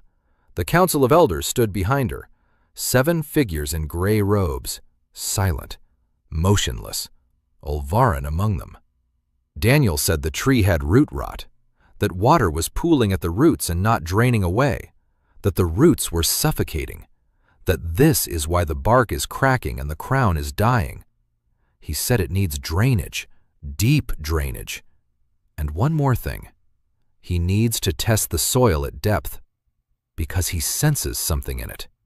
The same smell as in the dead forest, but fainter, as if the poisoning had reached here too, slowly, over 30 years. But it had reached here. Liara was silent. Then she asked if it could be cured. Daniel looked her in the eyes. He said the tree had root rot and was lacking a certain trace element, that it could be cured. It would take a long time, but it could be cured. Liara didn't move. But Daniel saw something crack behind her face, behind that mask of coldness and calculation. Something she'd been holding inside for a very long time. She heard words she hadn't heard in 10 years. It can be cured. Ulvaran stepped forward. He asked what he wanted in return. Daniel said nothing. But he needed to come here, regularly, to monitor the tree, to treat it properly. And he needed help. People to dig the drainage ditches, because the tree is enormous, and he can't handle it alone. Ulvaran looked at Liara. Liara looked at the tree, then at Daniel. She said he would get help, and that from this day forward, he was allowed to enter the grove. Saren stood to the side, silently. But Daniel noticed that she had relaxed her shoulders slightly, for the first time since he'd known her. Green Hollow had grown to 17 people. Elsa opened a pharmacy. Daniel was invited to the Elven Grove, where he first saw the Silvara clan's ancestral tree and Princess Liara. He diagnosed root rot and said the tree could be cured. Liara granted him regular access to the grove. Work on the family tree took up the rest of the summer and the beginning of fall. Daniel came every 3 days. It took him 3 hours to get there. He worked until dark. He spent the night in the grove on a bed of moss that was laid out for him without a word. It took him 3 hours to walk back. Every time, without fail. On the first day, he began the drainage work. He dug a trench from the tree's roots down the slope. The elves gave him 4 assistants. Young, strong, silent. They dug beside him and looked at him the way you look at a doctor who's operating on someone in your family, with horror and hope at the same time. The drainage ditch was deep, 1.5 meters. Daniel couldn't take any chances. If the water didn't drain away from the roots, the tree would continue to rot. A week later, the ditch was ready. 60 meters long. The water started flowing. Slowly, but it flowed. Dark, with that same smell, metal and sulfur. He stood over the ditch and sniffed the water. The poison had reached this far, just as he'd thought. For 30 years it had crept through the underground layers from the dead large spring to the living grove. For 30 years it had been slowly killing the tree. Not quickly, not all at once. Drop by drop, year by year, leaf by leaf. He told Liara about it. She stood next to him by the ditch. She looked at the dark water. She asked if the poison could be stopped. He said it could. Filters, the same ones as on the stream, but bigger. And between the great spring and the grove, to intercept the flow before it reaches the roots. But to do that, you need to know exactly where the water comes from. You need a map of the underground streams. Liara said the clan had old maps, very old ones, from before the poisoning. She'd let him see them. He nodded. The maps were beautiful. Drawn on the thin bark of a silver hornbeam, fine lines, precise markings. Daniel didn't understand Elvish script, but Siren translated for him. She would come when he was working with the maps. She'd sit down next to him. She'd point things out. Here's a stream. Here's an underground stream. Here are the former springs, small ones. There were 7 of them. 4 are dead. 3 are still alive, but barely, and 1 big one. In the center, dead, poisoned. The one from which black water radiated in all directions, like from a broken heart. Daniel studied the maps every evening. He drew his own, on birch bark, rough, but accurate. He was beginning to understand the structure. The Mornwald forest had once been a single system. The large spring fed the small ones. The small ones nourished the soil nourished the trees nourished the air nourished the rain nourished the spring. A circle, closed, perfect. And someone had broken it, killed the central node, and the whole circle had collapsed.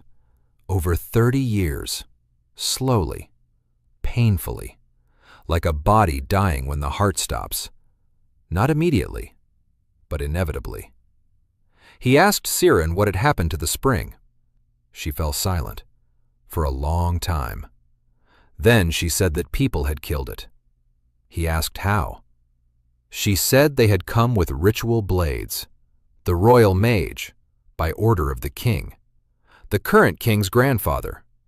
They plunged the blades into the spring's heart, and it screamed. The whole forest heard the scream. All the elves, all the beasts, all the birds. And then silence. A deathly silence that has lingered here ever since. Daniel listened. He didn't interrupt. When she finished, he asked where the blades were. Siren said they were in the spring, that no one had retrieved them, that no one dared go down there. He remembered. Between visits to the grove, life in Green Hollow went on as usual. Bran forged, Elsa healed, Tom watered and weeded, Rena sewed, Maeve cooked. The newcomers built, dug, and learned. Daniel left Elsa in charge during his absences. She managed, firmly, efficiently, without unnecessary words. Every morning she would tell those who woke up later than the others that it was good morning and that the great mage of the north had ordered them to weed the garden beds before lunch.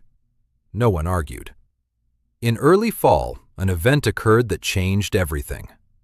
Daniel was working by the ancestral tree. He was clearing away the roots and removing the dead bark that was preventing the tree from breathing.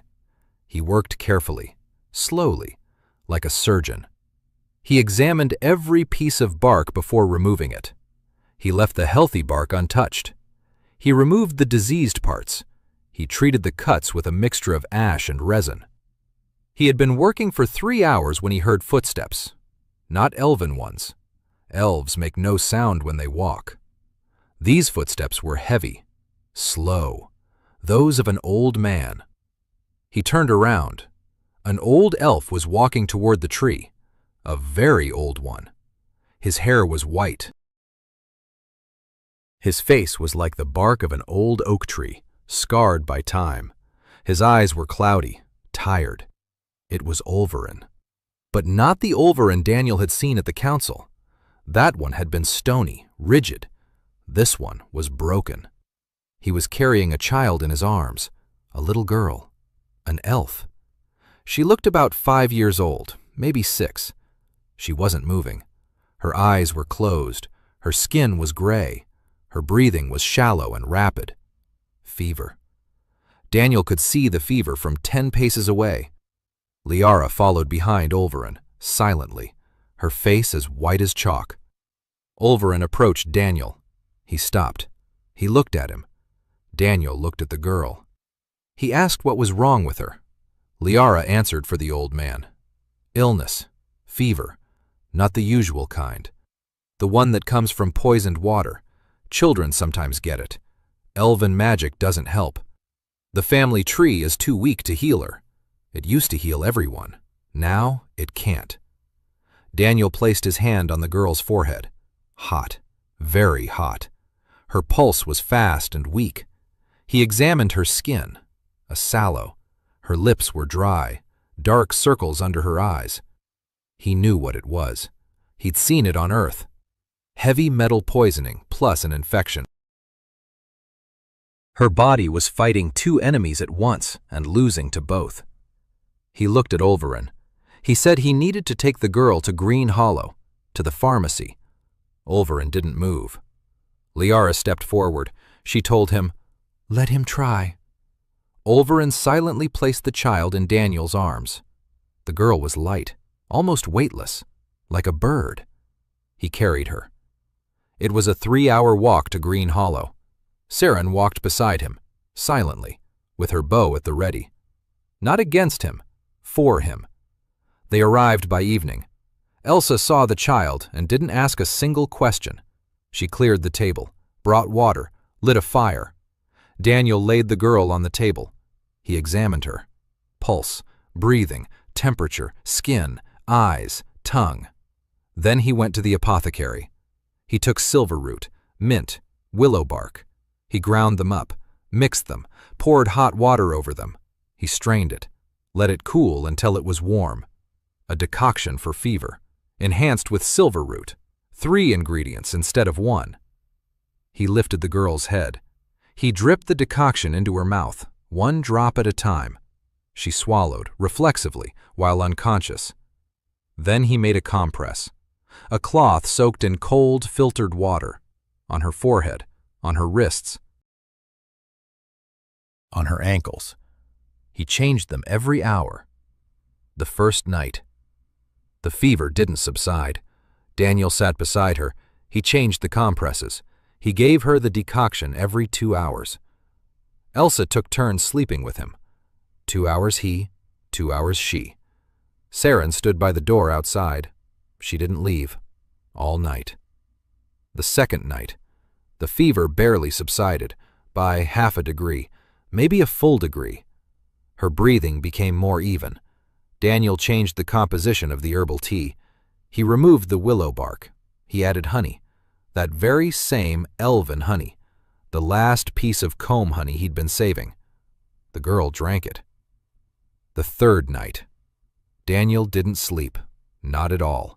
His eyes burned. His hands trembled. But he changed the compresses. He gave her the decoction. He monitored her pulse. He counted her breaths. By dawn, her fever began to subside, quickly, like a wave receding from the shore. Her skin turned pink. Her breathing became deep, calm. The fourth morning, the girl opened her eyes. Big, golden, just like Saren's. She looked at Daniel, at his eyes, red from lack of sleep, at his dirty hands, at his face, and she said one word, "Eat." Daniel laughed, hoarsely, through tears he hadn't expected. Elsa brought the broth, warm, made of mushrooms and herbs. The girl ate slowly, in small sips. Saren entered the hut for the first time. She saw the girl. She saw that she was eating, and she leaned against the wall and closed her eyes, and stood there for a minute without moving. Olverin arrived around noon. He'd walked for 3 hours from the grove, alone, unescorted. He entered the hut. He saw his granddaughter. She was sitting on the table, drinking the broth. Small, pale, but alive. Olverin stood in the doorway. He watched. Then he took the amulet from around his neck. It was small, made of dark wood, with a symbol carved into it that Daniel couldn't read. He placed it on the table in front of him without saying a word. He turned to Lyre, who was standing behind him, and said 3 words to her. Daniel didn't understand them. They were in Elvish, but Saren translated them later. The House of Healing. From that day on, the Silvara clan officially named Green Hollow the House of Healing, and no elf would ever raise a weapon against it again. Daniel healed the family tree and learned from Siren that the Great Spring had been poisoned with ritual blades on the orders of the current king's grandfather. Elder Olverin brought his sick granddaughter, and Daniel spent 3 sleepless nights nursing her back to health with a decoction of silver root. The girl recovered. Olverin handed over the ancestral amulet, and the clan named Green Hollow the House of Healing. After Olverin named Green Hollow the House of Healing, everything changed. Not immediately, not overnight, but irreversibly. The elves began to arrive. First, one at a time, then in pairs, then in groups. They brought sick children, elderly people with aching joints, warriors with wounds that hadn't healed for years. Elsa healed them. The silver root accomplished things that elven magic could not because the magic was weak, but because magic treated the symptom, not the cause. An elven healer relieved the pain. Elsa removed the source of the pain. The difference was like that between someone who paints over rusty iron and someone who removes the rust. Daniel continued working on the family tree. The drainage system was working. Water was flowing away from the roots, but poison continued to seep up from the depths, slowly, constantly, like poison in an unhealed wound. He needed a filter, a big one, between the source and the grove. He discussed this with Liara. She listened. She asked questions, precise ones, smart ones. She was a politician, but no fool. She understood the scale of the problem. She asked how many people were needed. He said 20, for 2 weeks. She gave him 30. 15 elves and 15 people from Green Hollow. They worked together. For the first time in 30 years, elves and humans, side by side, digging the same ditch, hauling the same stones, mixing the same clay. At first in silence, warily. The humans eyed the sharp ears. The elves eyed the rough hands. Then Bran dropped a stone on his foot and cursed so loudly that birds took flight from the trees within 100 meters. The young elf next to him flinched. Then he snorted. Then he laughed. The first laughter shared between humans and elves in 30 years began with a stone on the blacksmith's foot. The filter turned out to be enormous. 120 meters long, 3 meters wide, 2 meters deep. Layers of sand, coal, moss, and reeds. There were plenty of reeds now. They had spread along the cleared stream and were producing shoots that could be transplanted. Water passed through the filter on the 3rd day after it was started. Black at the inlet, brown at the outlet. A week later, it was brown at the inlet, clear at the outlet. Not clean, but incomparably better. Daniel stood at the filter's outlet and felt the ground beneath his feet begin to change. He didn't see it. He felt it. Through the soles of his boots. The earth was becoming softer, more alive, warmer. Liara stood beside him. She felt it too. She was bound to this earth by all her blood, by all the memories of her lineage. She said quietly that for the first time in 30 years, she felt the earth breathing. Daniel nodded. He said this was only the beginning, that the filter would slow the poisoning, but it wouldn't stop it. To do that, they'd have to get to the source itself. She looked at him. She asked when. He said not now, that first they needed to secure what they had, grow more silver trees, set up more filters, give the land time. She didn't argue. She was patient. 200 years had taught her to wait. Fall brought the harvest, Green Hollow's first real harvest. The garden yielded cattail, garlic, mint, silverroot, and 4 more kinds of elven herbs that no human had ever grown before. Elsa gathered the herbs and wept, not out of grief, but because she now had her arms full of medicines she knew how to use, medicines that no one could ever take away from her. Daniel looked at the harvest and thought, silverroot was as valuable as gold in the kingdom. They had sacks of it. If they could find a way to send it south, they could trade, buy things they couldn't make themselves: cloth, iron, salt, tools, seeds of common crops, wheat, barley. He discussed this with Liara. She thought about it for 3 days. Then she said that the clan had old trade routes, abandoned but passable, and there were middlemen, half-breeds living on the border between the forest and human lands. They could smuggle the goods out unnoticed. The first caravan left in mid-fall. It was small. 2 sacks of silverroot, 3 sacks of medicinal herbs. The middleman was an old half-elf named Kale. He looked at the silverroot. He sniffed it. He tasted it on his tongue, and said that in the southern cities, 1 sack of this would fetch enough silver to buy a village. The caravan returned a month later, with cloth, with salt, with a sack of wheat flour, with 3 sets of steel tools, with news. Kale said that people were starting to talk about the herbs from the north, just in whispers for now, just among apothecaries and physicians. But people were talking. They were asking where it came from, who grew it, how to buy more. Daniel heard this and felt a chill in his chest, not from joy, from realization. The rumors will reach the capital, the palace, Prince Albrecht, the very same one who sent him here to die. And then a completely different story will begin.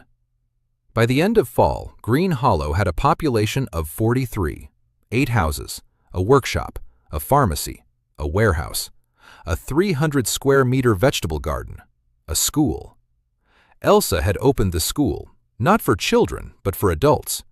She taught them to identify herbs, make decoctions, and treat wounds. Tom became her assistant.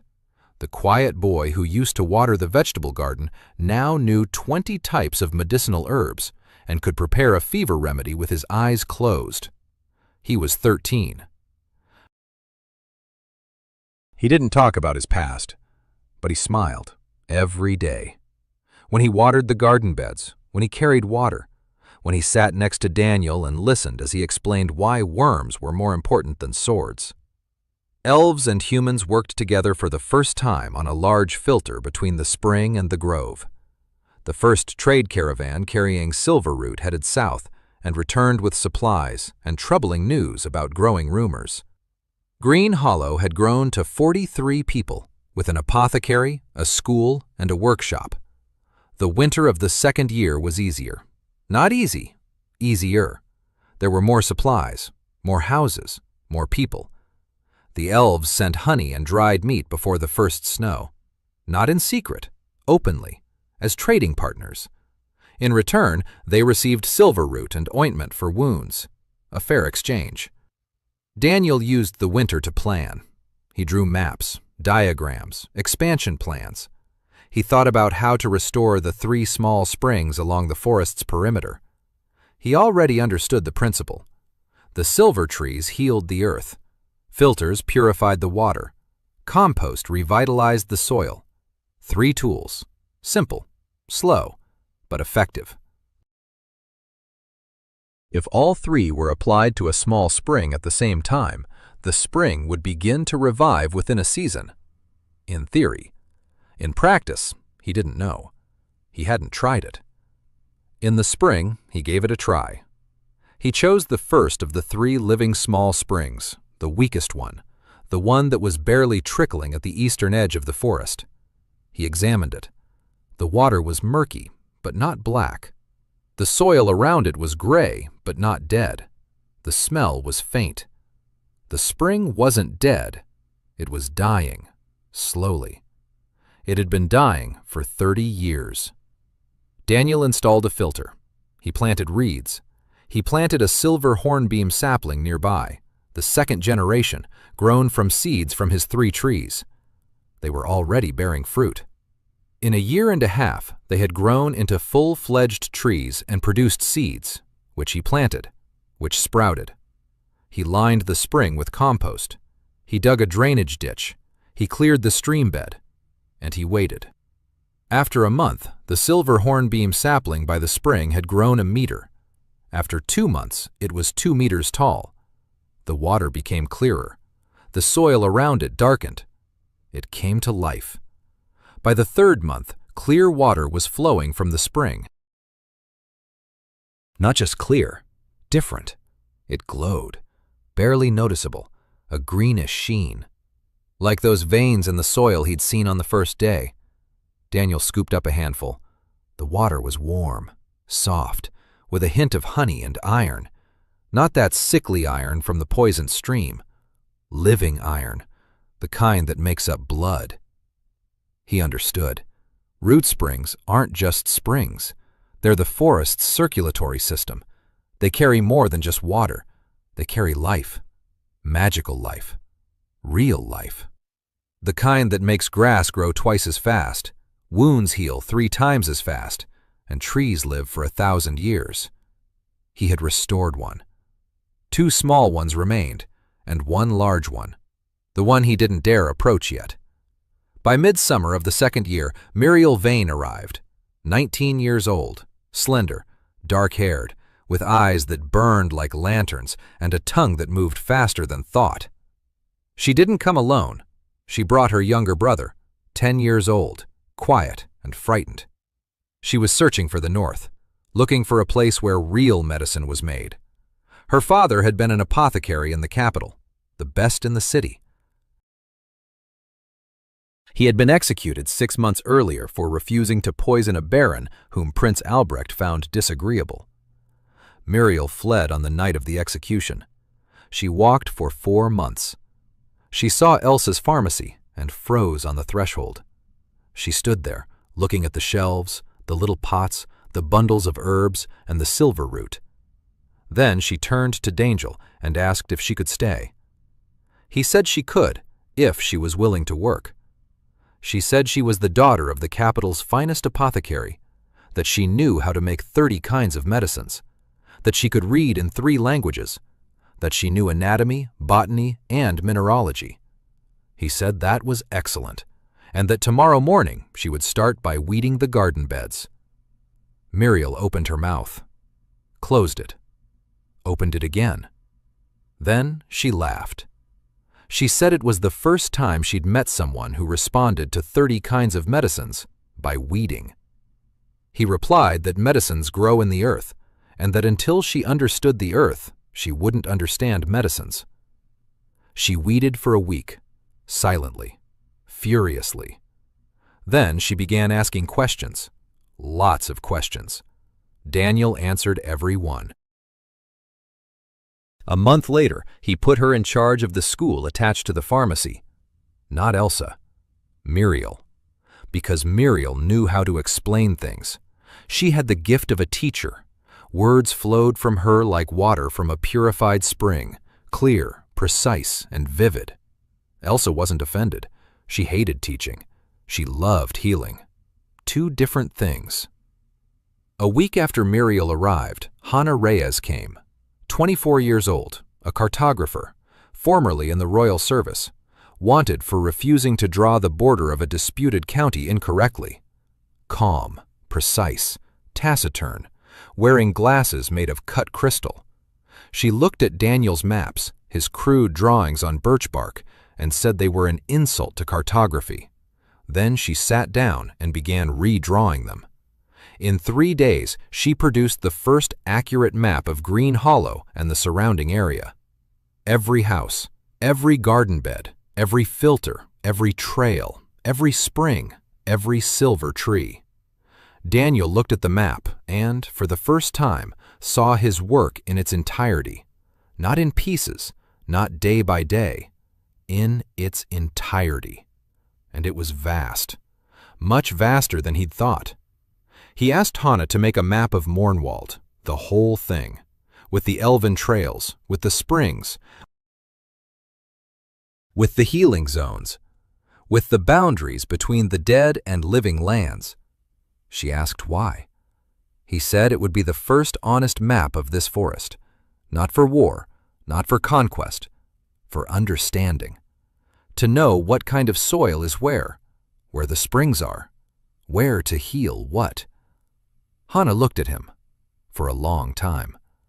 Then she took off her glasses, wiped them, put them back on, and said that this would be the best map she would ever draw in her life.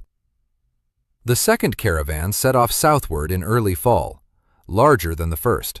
5 sacks of silver root, 10 sacks of medicinal herbs, 2 sacks of dried mushrooms from the elven forests. The caravan returned 6 weeks later, with supplies, with tools, and with news that Daniel had feared. The prince knows about the herbs from the north. His men are questioning the merchants. They're searching for the source. Kale said to expect guests by spring. Daniel restored the first small root source and realized that these sources are the forest's circulatory system. Muriel Vane, the daughter of the executed apothecary, and the cartographer Hannah Reyes arrived. Muriel took charge of the school. Hannah began work on the first accurate map of Mornwald. The second caravan returned with a warning that Prince Albrecht had learned of the herbs and was searching for their source. The visitors arrived in the spring of the second year. Not an army, just one man, a royal inspector, not young, lean, wearing a clean doublet with the crown seal on his chest. His name was Harold Brem. He arrived on horseback, alone, without an escort. That was smart. A lone official raises no alarm. He doesn't provoke anyone. He simply came to take a look. Daniel met him at the edge of the village, politely, calmly. He invited him in, showed him the huts, the vegetable garden, the apothecary, the school, the workshop, the filters on the stream. He didn't show him the silver trees. He didn't show him the elven grove. He didn't mention the springs. He showed him a modest homestead, an exile who hadn't died and had planted a little garden. Nothing dangerous, nothing worth paying attention to. Harold Brem walked around Green Hollow and looked around. He sniffed the earth. He tasted the water. He examined the garden beds. He was no fool, far from it. He saw that the soil had been tilled in a way that was unlike anywhere else in the kingdom. He saw that the water in the stream was clean, even though all of Mornwald was famous for its stagnant water. He saw that the people were healthy and well-fed, even though they lived in the middle of a cursed forest. He spent 3 days in Green Hollow. He ate with them. He slept in the guest house. He talked to the people. With Elsa, who showed him the apothecary and explained how she makes ointment for wounds. With Bran, who showed him the smithy. With Muriel, who explained the principle of crop rotation to him and watched his eyes widen. On the 3rd day, Harold Brem sat down across from Daniel by the campfire. He asked him point blank, how did he do it? How did he grow a garden in a dead forest? What kind of magic? Daniel replied that there was none, that he uses knowledge, that soil is a living organism, that water can be purified with charcoal and reeds, that the soil can be healed with compost and crop rotation, that trees get sick for specific reasons, and those reasons can be eliminated. Brem listened. Then he said that this was impossible, that the church teaches that the earth is fertile only where it is blessed by the green light, and that barren land is a punishment for sins. Daniel replied that the church was. Brem looked at him for a long time. Then he stood up, mounted his horse, rode away. Daniel knew that Brem's report would decide everything. If he wrote that Green Hollow was a harmless trifle, life would go on. If he wrote the truth, those who feared the truth would come.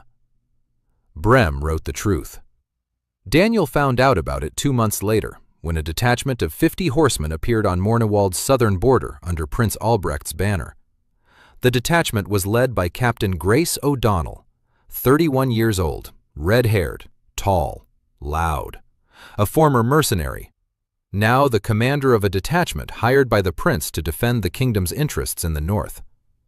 She rode into Green Hollow on horseback, wearing chainmail, with a sword at her belt, with 5 horsemen behind her. The rest were camped 3 kilometers to the south. She dismounted. She looked around. She saw the vegetable garden, houses, people, children, silver trees that by this point were already 5 meters tall and glistening in the sun, a pharmacy that smelled of mint and honey, a cat on the roof. She looked at all of this and said aloud that the prince hadn't mentioned that normal people lived here. Daniel came out to meet her, unarmed, in a work shirt, with dirt on his hands. He said he was glad to have guests and that lunch would be ready in an hour. Grace spent a week in Green Hollow. She ate with them. She went to the vegetable garden with Daniel. She watched him work. She listened as Muriel taught the peasant children to identify herbs. She saw Elsa set the shoulder of one of her own soldiers who had fallen from his horse. She saw an elven hunter bring venison to the Green Hollow market and trade it for a wound ointment. Elves, trading with humans, out in the open. She couldn't believe it. On the 5th day, she asked Daniel to show her the silver trees up close. He did. She touched the trunk. It was warm. She pulled her hand away. Then she pressed her palm against it again. She stood there for a minute. Then she said quietly that she had never felt anything like it, that the tree was like a living heart. On the 7th day, she gathered her soldiers. She went out to Daniel. She said she had orders from the prince to assess the situation and, if necessary, bring the settlement under the crown's control. She said she had assessed it, and that the situation was such that she was staying. She disbanded the 50 horsemen. Those who wanted to left for the south. 22 people stayed with her. Daniel asked why she was staying. She said she was tired of destroying things, that she wanted to try building. He said he didn't need a squad to attack, that he needed people who would make sure he could dig in peace. She smiled. She said she could do that. Green Hollow had gained a militia, 22 former mercenaries under the command of a woman who had decided that guarding the garden was more important than burning villages. Liara heard about the soldiers and came in person. Her first time in Green Hollow, her first time on human territory in decades. She looked at Grace. Grace looked at her. 2 women, one in chainmail, the other in silver. Both were used to giving orders. Both were used to being obeyed. Liara asked why the soldiers were there. Daniel explained. Liara thought for a moment. Then she said that the Silvara clan was declaring Green Hollow a zone under its protection, that anyone who attacked the settlement would be attacking the clan. For the first time in 200 years, the elves had intervened in human politics. Grace whistled. She looked at Daniel. She said he was an interesting man. He replied that he was a gardener. She laughed, loudly, loud enough for all of Green Hollow to hear. It was the first genuine laugh from a mercenary in many years. Royal Inspector Brem visited Green Hollow and reported the truth. Prince Albrecht sent a detachment of 50 horsemen under the command of Grace O'Donnell. Grace saw the settlement and decided to stay. Liara declared Green Hollow an area under elven protection, the first time in 200 years that the elves had intervened in human affairs. The summer of the second year turned into a race against time. Daniel knew that once Grace failed to return, the prince would send someone more formidable. Time was running out. He restored the second small spring in 6 weeks. The same method: a filter, reed, silver hornbeam, compost, drainage. The spring came back to life faster than the first. The earth remembered. It had been waiting. It wanted to live. The third small spring yielded within a month. 3 of the 7 small springs were working again. Clean water flowed through underground channels. The trees along the channels began to come back to life. Not all of them, not right away, but the process was underway. The zone of living forest around Green Hollow expanded with each passing week. Green Hollow became a small town. 300 people. People kept coming and coming from all corners of the kingdom. Peasants from the Deadlands, unemployed artisans, herbalists whom the church had declared heretics, soldiers who were tired of fighting. They had all heard the same thing. Up north, there was a place where the land was alive and where everyone was welcome. Daniel couldn't stop them. He didn't want to. Every pair of hands was needed, but every new mouth had to be fed. The balance was fragile.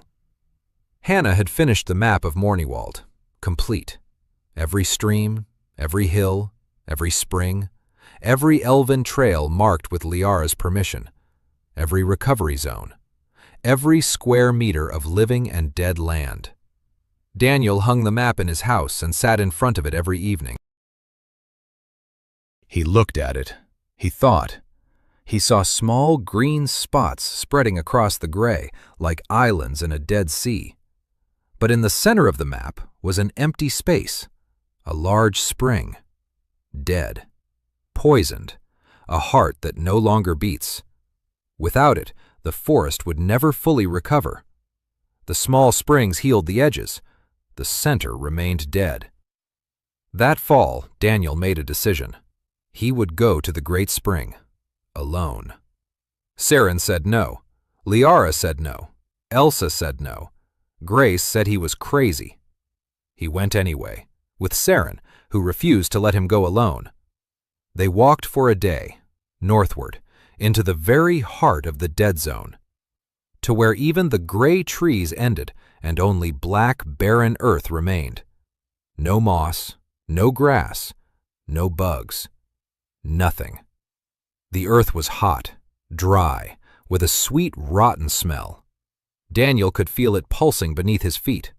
Not the way living earth pulses, like a sick heart, irregularly, convulsively, in fits and starts. They found a well by evening, an old one, made of stone, wide, 5 meters in diameter. The stones were covered with a black film. Heat rose from the depths. And the smell, that very same one, metal and sulfur and death. Daniel lay down on the edge. He peered down. Darkness.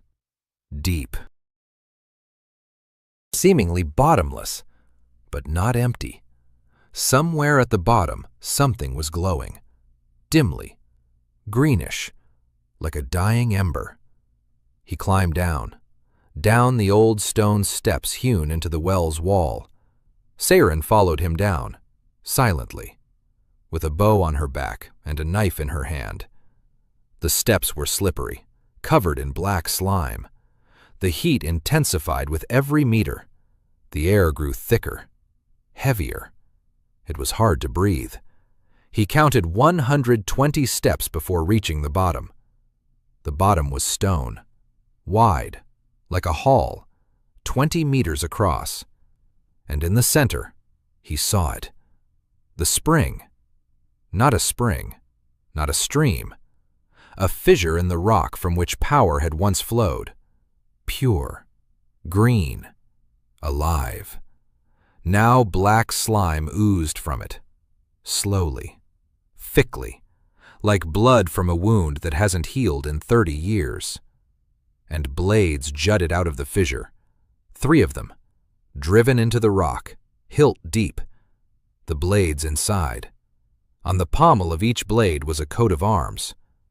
Daniel bent down. He looked closely. A lion and an oak tree. The coat of arms of House Waldheim. The royal coat of arms. He stared at the blades. 3 rusty blades driven into the heart of the earth 30 years ago. That's what killed the spring. Not a curse, not a natural disaster. 3 pieces of metal bearing the royal coat of arms. A ritual murder. Planned, paid for, commissioned. Siren stood behind him. She saw the blades. She knew they were here. But this was the first time she'd actually seen them. She was silent, but Daniel could hear her breathing. Ragged, heavy. Like a person who had carried the truth for 30 years and finally saw it confirmed. He didn't touch the blades. Not yet, anyway. He sat down on a rock next to the fissure, and he sensed it.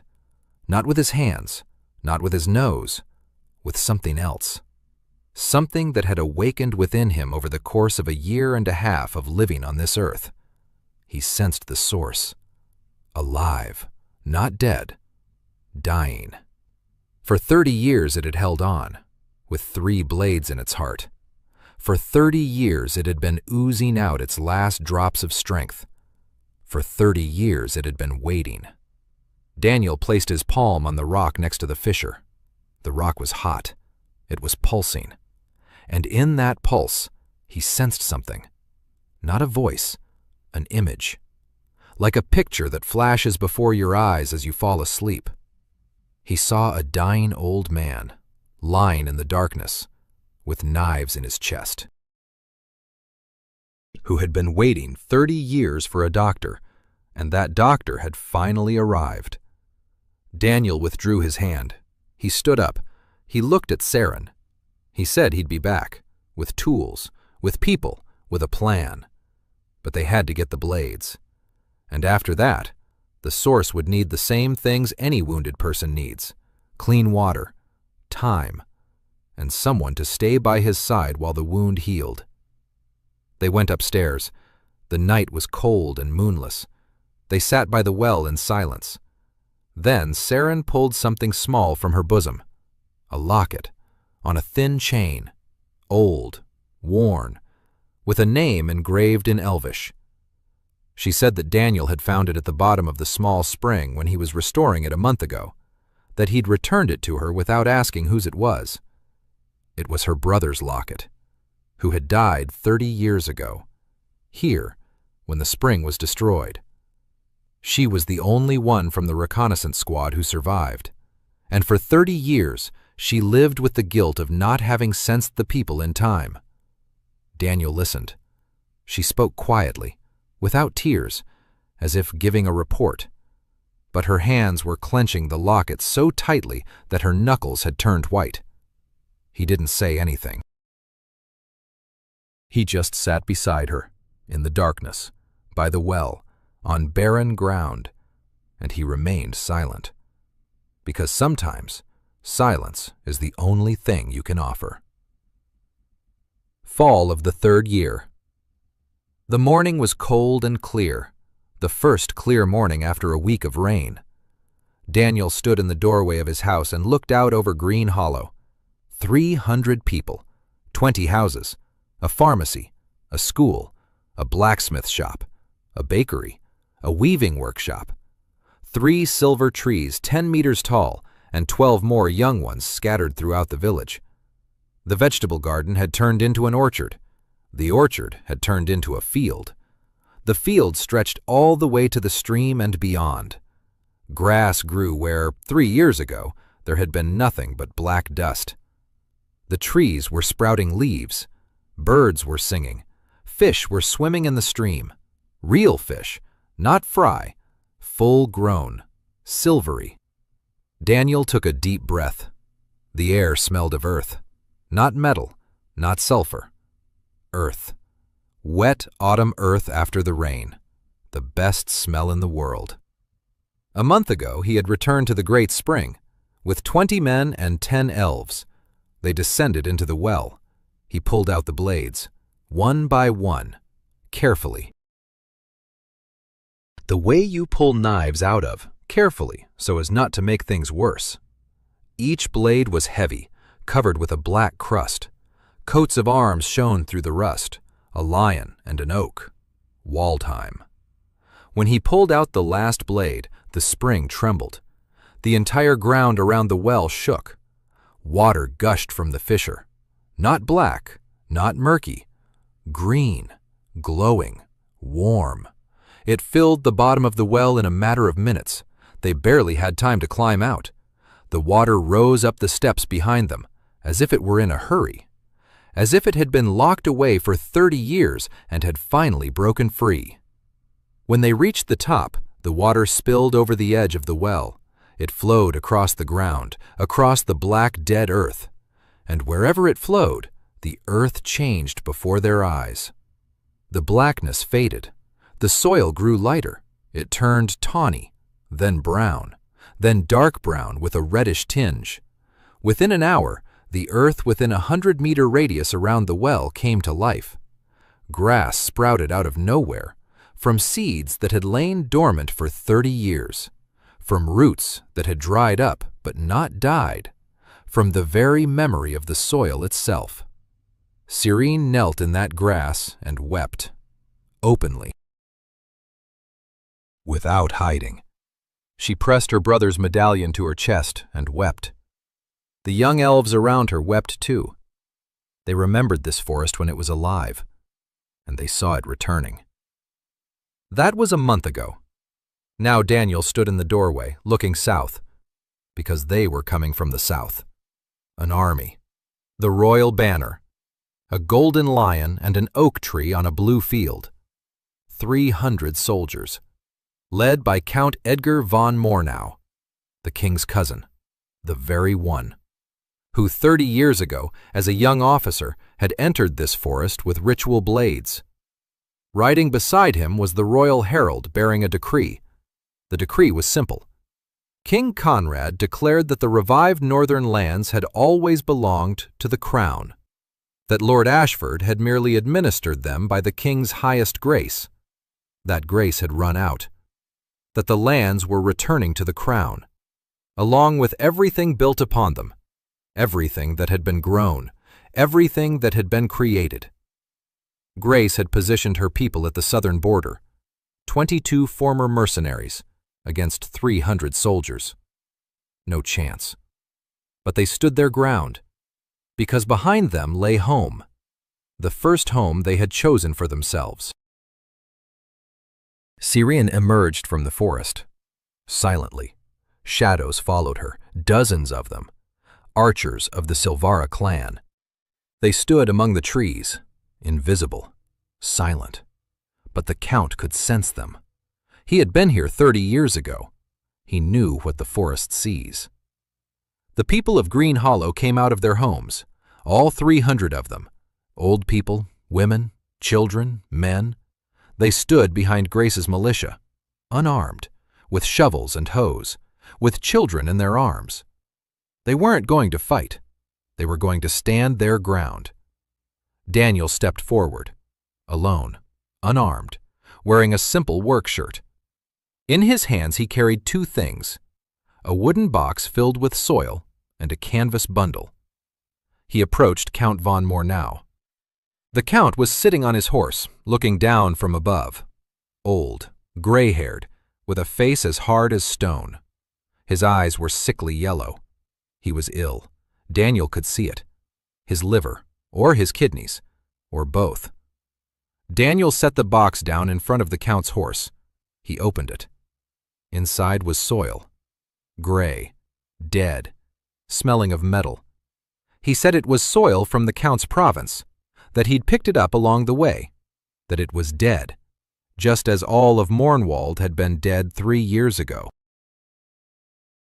The Count stared at the soil. He didn't move. Daniel bent down, scooped up a handful from beneath his own feet. Black, rich, smelling of rain and mushrooms and life. He placed it next to the box. He said that the difference between these 2 handfuls was 30 years of work.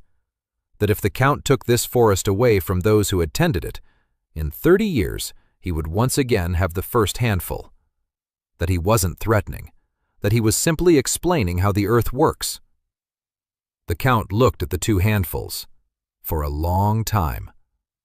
Then Daniel unwrapped the canvas bundle. 3 blades, rusty, bearing the Waldheim coat of arms. He laid them on the ground before the Count. He spoke evenly and calmly. This forest wasn't poisoned by spirits. You poisoned it, personally. 30 years ago, on the orders of the current king's grandfather. You drove these blades into the heart of the spring and killed every living thing for tens of kilometers around. You killed the trees. You killed the water. You killed the earth. You killed the elves who lived here. And now that this forest is alive again, you want to take it away from those who healed it. Silence. Absolute silence. 300 soldiers were silent. 22 mercenaries were silent. 300 residents of Green Hollow were silent. The elven archers in the forest were silent. There was no wind. The birds did not sing. The world stood still. The Count looked at the blades, at the coat of arms, at the rust. His hands trembled. He recognized them. Of course he did. He himself had held one of them 30 years ago. Daniel continued. He said that among the witnesses present here was the entire council of elders of the Silvara clan, that people from the Church of the Green Light were standing there, 2 monks who had come to Green Hollow a year ago and stayed, that merchants from the southern guilds who buy medicines were standing there, that they all saw the blades bearing the royal coat of arms, and that they all heard his words. He said he was asking for nothing. He does not demand. He does not threaten. He offers.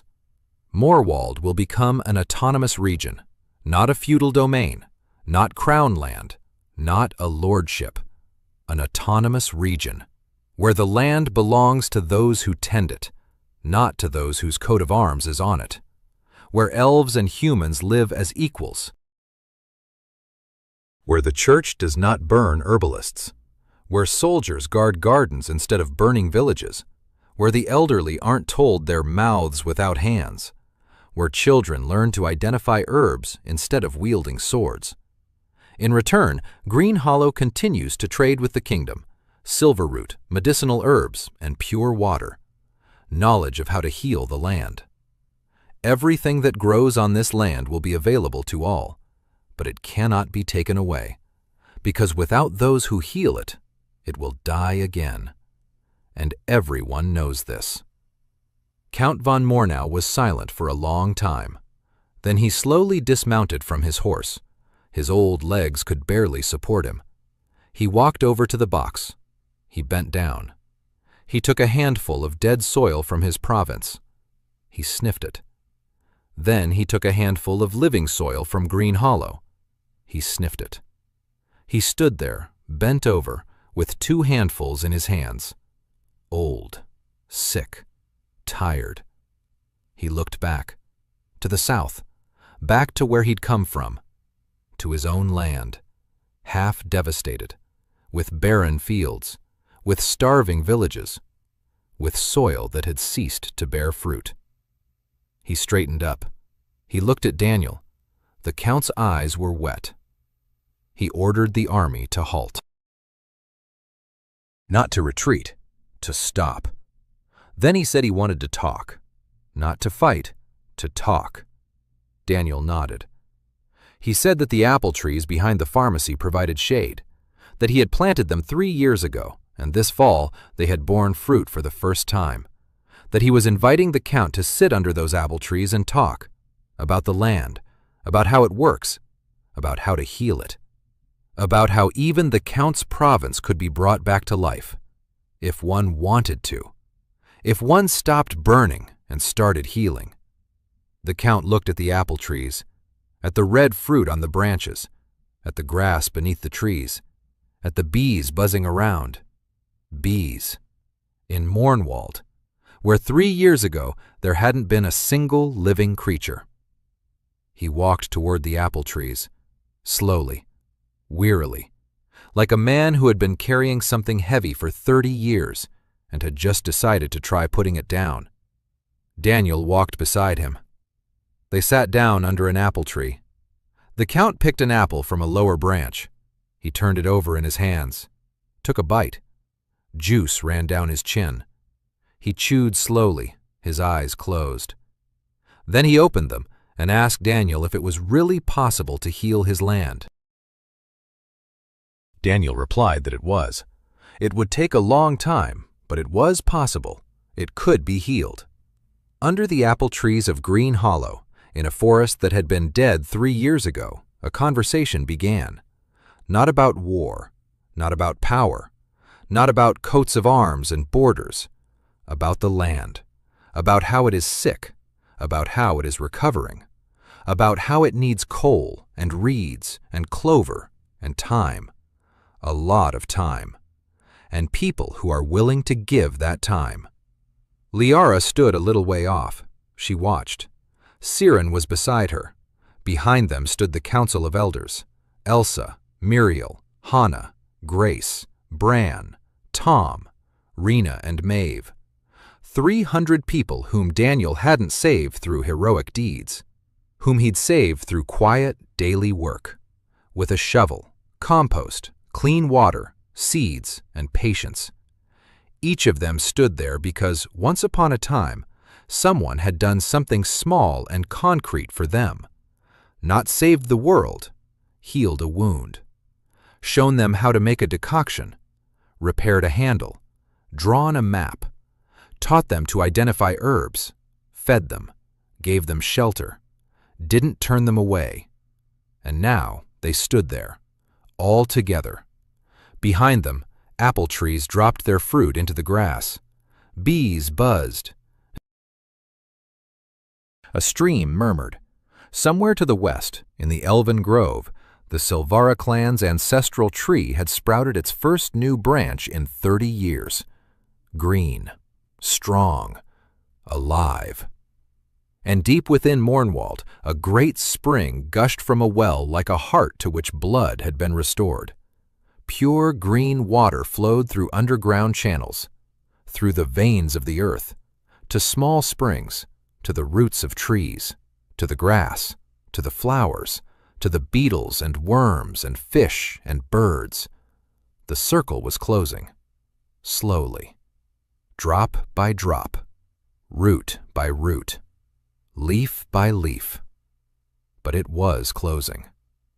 Daniel Ashford sat under an apple tree and spoke with the man who had killed this forest 30 years ago, and he explained to him how to bring it back to life.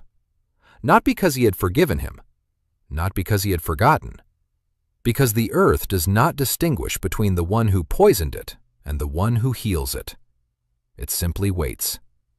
Waits for the one who will come with a shovel, not a sword, with seeds, not fire, with patience, not a command. He came, and the forest came to life. Count von Mornau's army approached Green Hollow. Daniel stepped out unarmed, carrying 2 handfuls of soil and ritual blades.